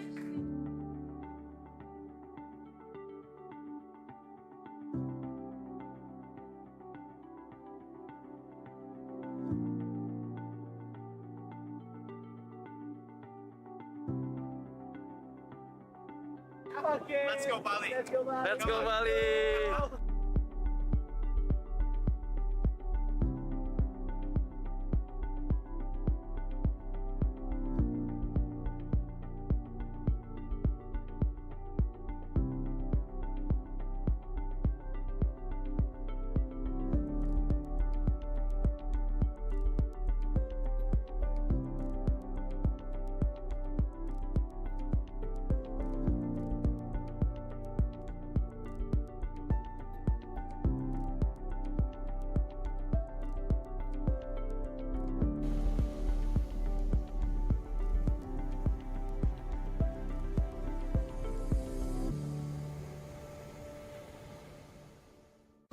So, welcome to the IESF 15 World Esports Championships Bali 2022 with me Sigit as your field host. So, this is the second day of the IESF 15 World Esports Championship Bali 2022 and we still have a lot of interesting match and games in the game category of eFootball, Tekken 7, CSGO, Dota 2 and also Mobile Legends Bang Bang. You can see full match schedule on our Instagram at the IESF_official and also garudaku.sg.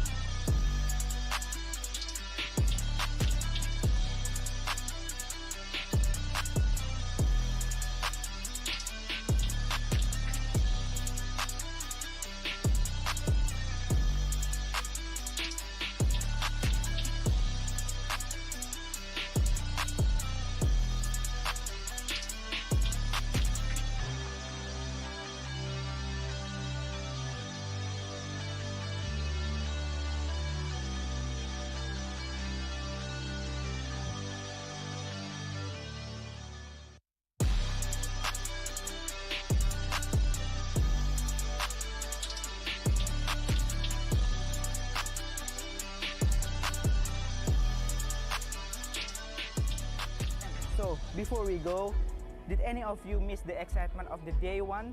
Don't worry, here's the recap day one of the IESF 15 World Esports Championship Bali 2022. Enjoy!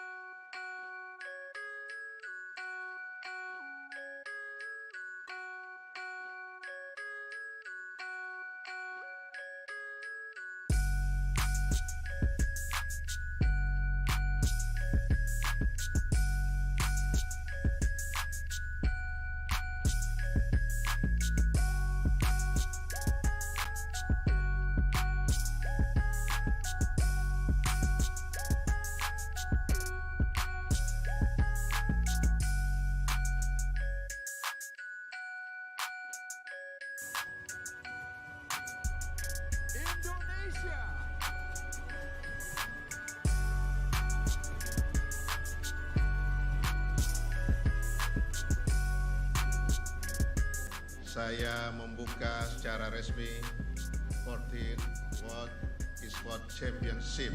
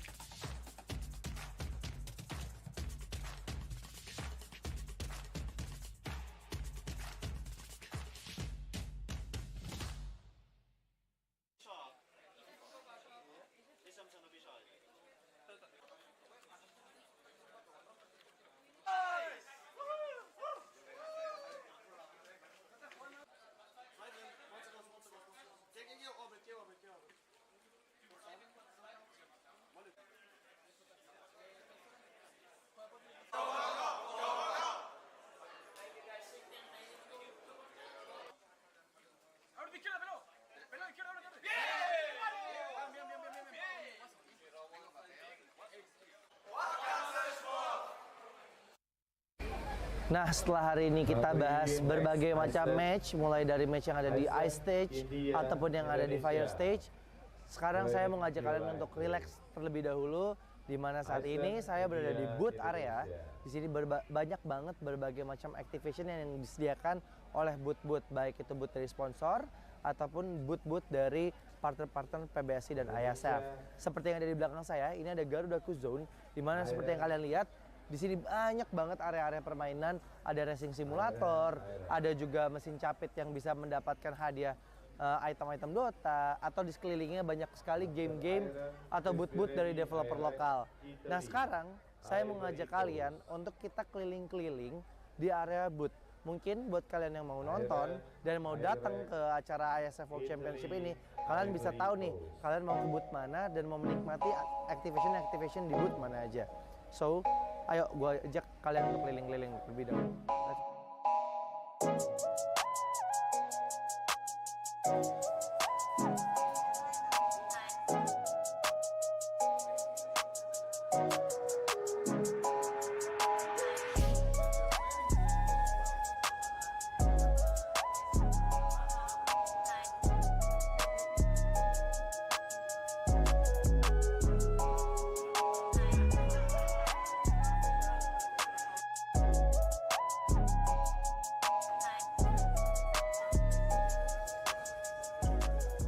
Nah, sekarang kita lagi ada di booth-nya Battle of Guardian, di mana ini merupakan booth developer lokal asal Indonesia yang menciptakan fighting game pertama di Indonesia.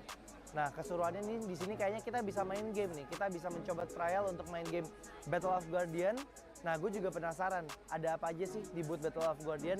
Jadi yuk kita coba aja samperin langsung ke booth-nya Battle of Guardian. Let's go.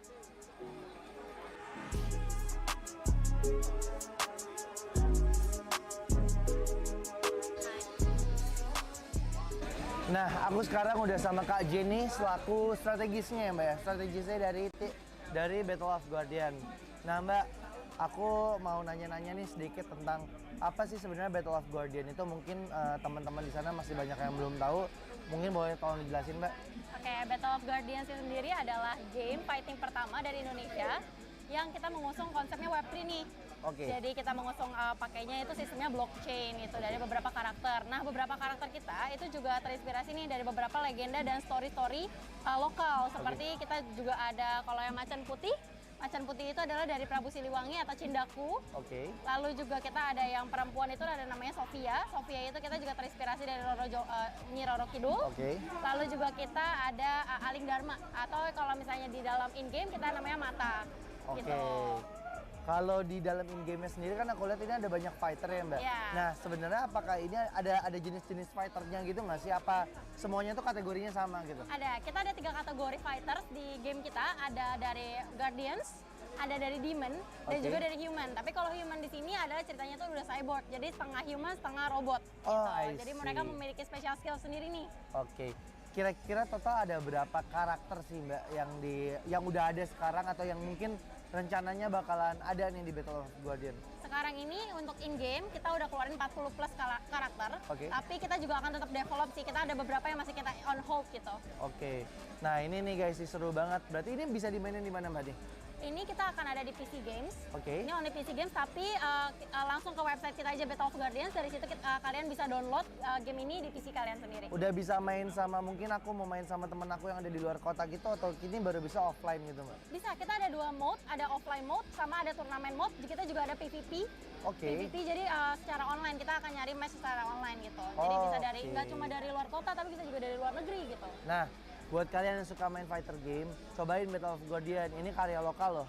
Ini fighter game dari Indonesia pertama kali berarti ya Mbak ya? Iya. Dan Battle of Guardian ini juga udah dipertandingkan sebagai kompetisi eksebisi ya kemarin di Piala Presiden ya Mbak ya? Nah sekarang aku penasaran Mbak, ada apa aja sih di dalam booth-nya Battle of Guardian di acara IESF ini, dan sekiranya kalau penonton mau kesini tuh ya tadi mereka bisa ngapain aja, dan mungkin ada hadiah-hadiah gitu nggak sih? Ada banget. Kita akan ngadain turnamen. Sebenarnya nanti turnamen kita akan ada di water stage. Oke. Itu akan di tanggal 3, 4, sama 9. Itu prize pool-nya akan ada di 10 juta. Kita akan bagi-bagi nih. Nah, tapi di sini juga kita ada fun match. Jadi di sini kalian bisa coba game-game kita. Ada tiga ini. Kalian bisa coba pakai arcade games, bisa juga pakai joystick nih untuk mencoba beberapa experience-nya beda-beda nih. Benar. Nah, Kalau arcade games tuh yang kayak pro player gitu iya, kan. benar. Gitu. Oke. Jadi ada pakai arcade-nya sendiri, mesin arcade-nya sendiri. Nah, selain kita showcase game kita sendiri, kita juga ada nih beberapa merchandise yang kita eksklusif banget nih untuk IESF. Oke. Seperti jersey, terus baju yang aku pakai nih sekarang, kaos yang aku pakai. Lalu kita juga ada karakter, jadi ada 3D printing karakter. Kita juga ada figur, ada juga keychain gitu. Nah, boleh nggak aku izin nih? Mungkin buat teman-teman di sana juga penasaran gimana sih game Battle of Guardian. Aku izin main dulu, boleh nggak, Mbak? Boleh, boleh banget. Yuk, Oke. kita main yuk. Siap. Yuk. Yuk.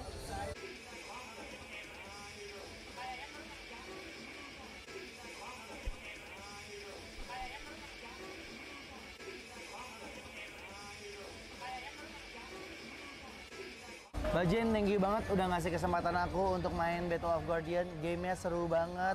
Ini sih buat kalian yang suka main fight game bakal ketagihan banget ya Mbak ya. Oke kalau kayak gitu. Mbak Jen, aku pamit. Thank you ya Mbak Jen ya. Thank you. Oke.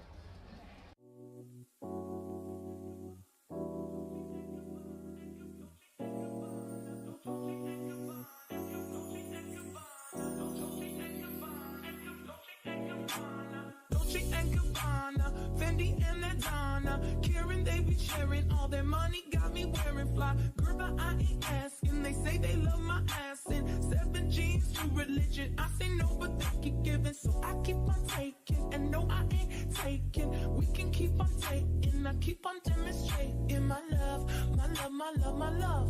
You love my lady lumps, my hump, my hump, my hump, my humps. They got you.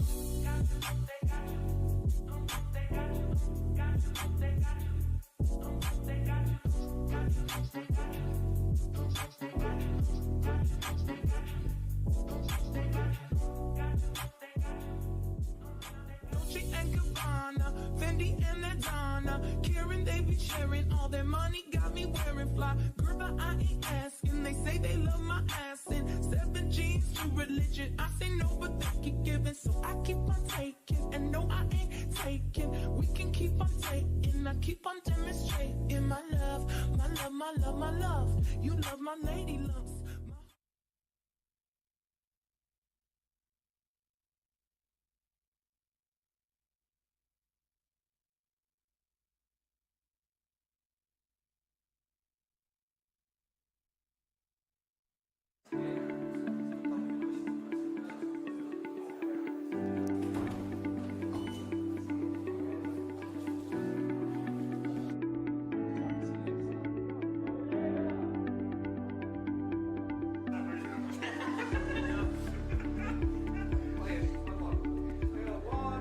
So today we have Lotus from Chile, and they will be competing in the World Esports Championship 2022. So Lotus, how was your trip from Chile to Bali, and what is your impression of the place? Was a very long trip. We came from Chile. We have 3 connection flights: Chile, Houston, Tokyo, Indonesia, and then Jakarta, Bali. So it was a very long trip, 2 days in a row. But it was a lot of fun. We have a lot of fun too. Totally worth it. Bali is a very beautiful place. So we are so happy to be here. We are delightful right away. So first, how was your trip from your country to Bali? What is your impression about the place? So about my trip, it was a little bit tiring, of course, from Saudi Arabia to Bali. Very long journey, but in the end, it worked out. Everything was fine, and my impression was very great. The place here is wonderful, amazing, beautiful place. And yeah. So about the competition, how do you guys prepare for this championship? Well, we are a stack from Mexico, of course. Everyone has their own team, but we kind of practice with scrims a little bit 2 weeks ago. Okay. So for this tournament, which team or participant do you think will be your biggest rival? So I think our biggest rival will be from our same region, Philippines. We're in the same group. I think they're pretty strong, and I'm hoping we can have a good match. So you've traveled so far from Maldives to Bali, Indonesia. what is your target in this competition? Actually, we look forward to be in the top 1 or 2. As we know, this is the biggest esport tournament in the world. Do you have any pressure on your shoulder, and how do you deal with them? Actually, obviously it's a tournament, right? There'll be a lot of pressures, but then I think we'll be good in handling it. Okay. So you already been through several stages of IESF qualification. What is the key of success for you in order to qualify for this tournament?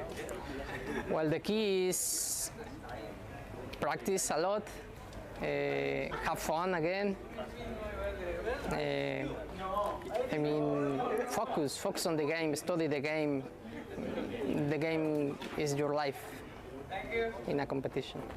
We also know that there have been a significant growth of the esport industry for the past few years, and there are many esport fans that want to represent their country, just like you. Yeah. Do you have any advice or tips for them so they can achieve that dream?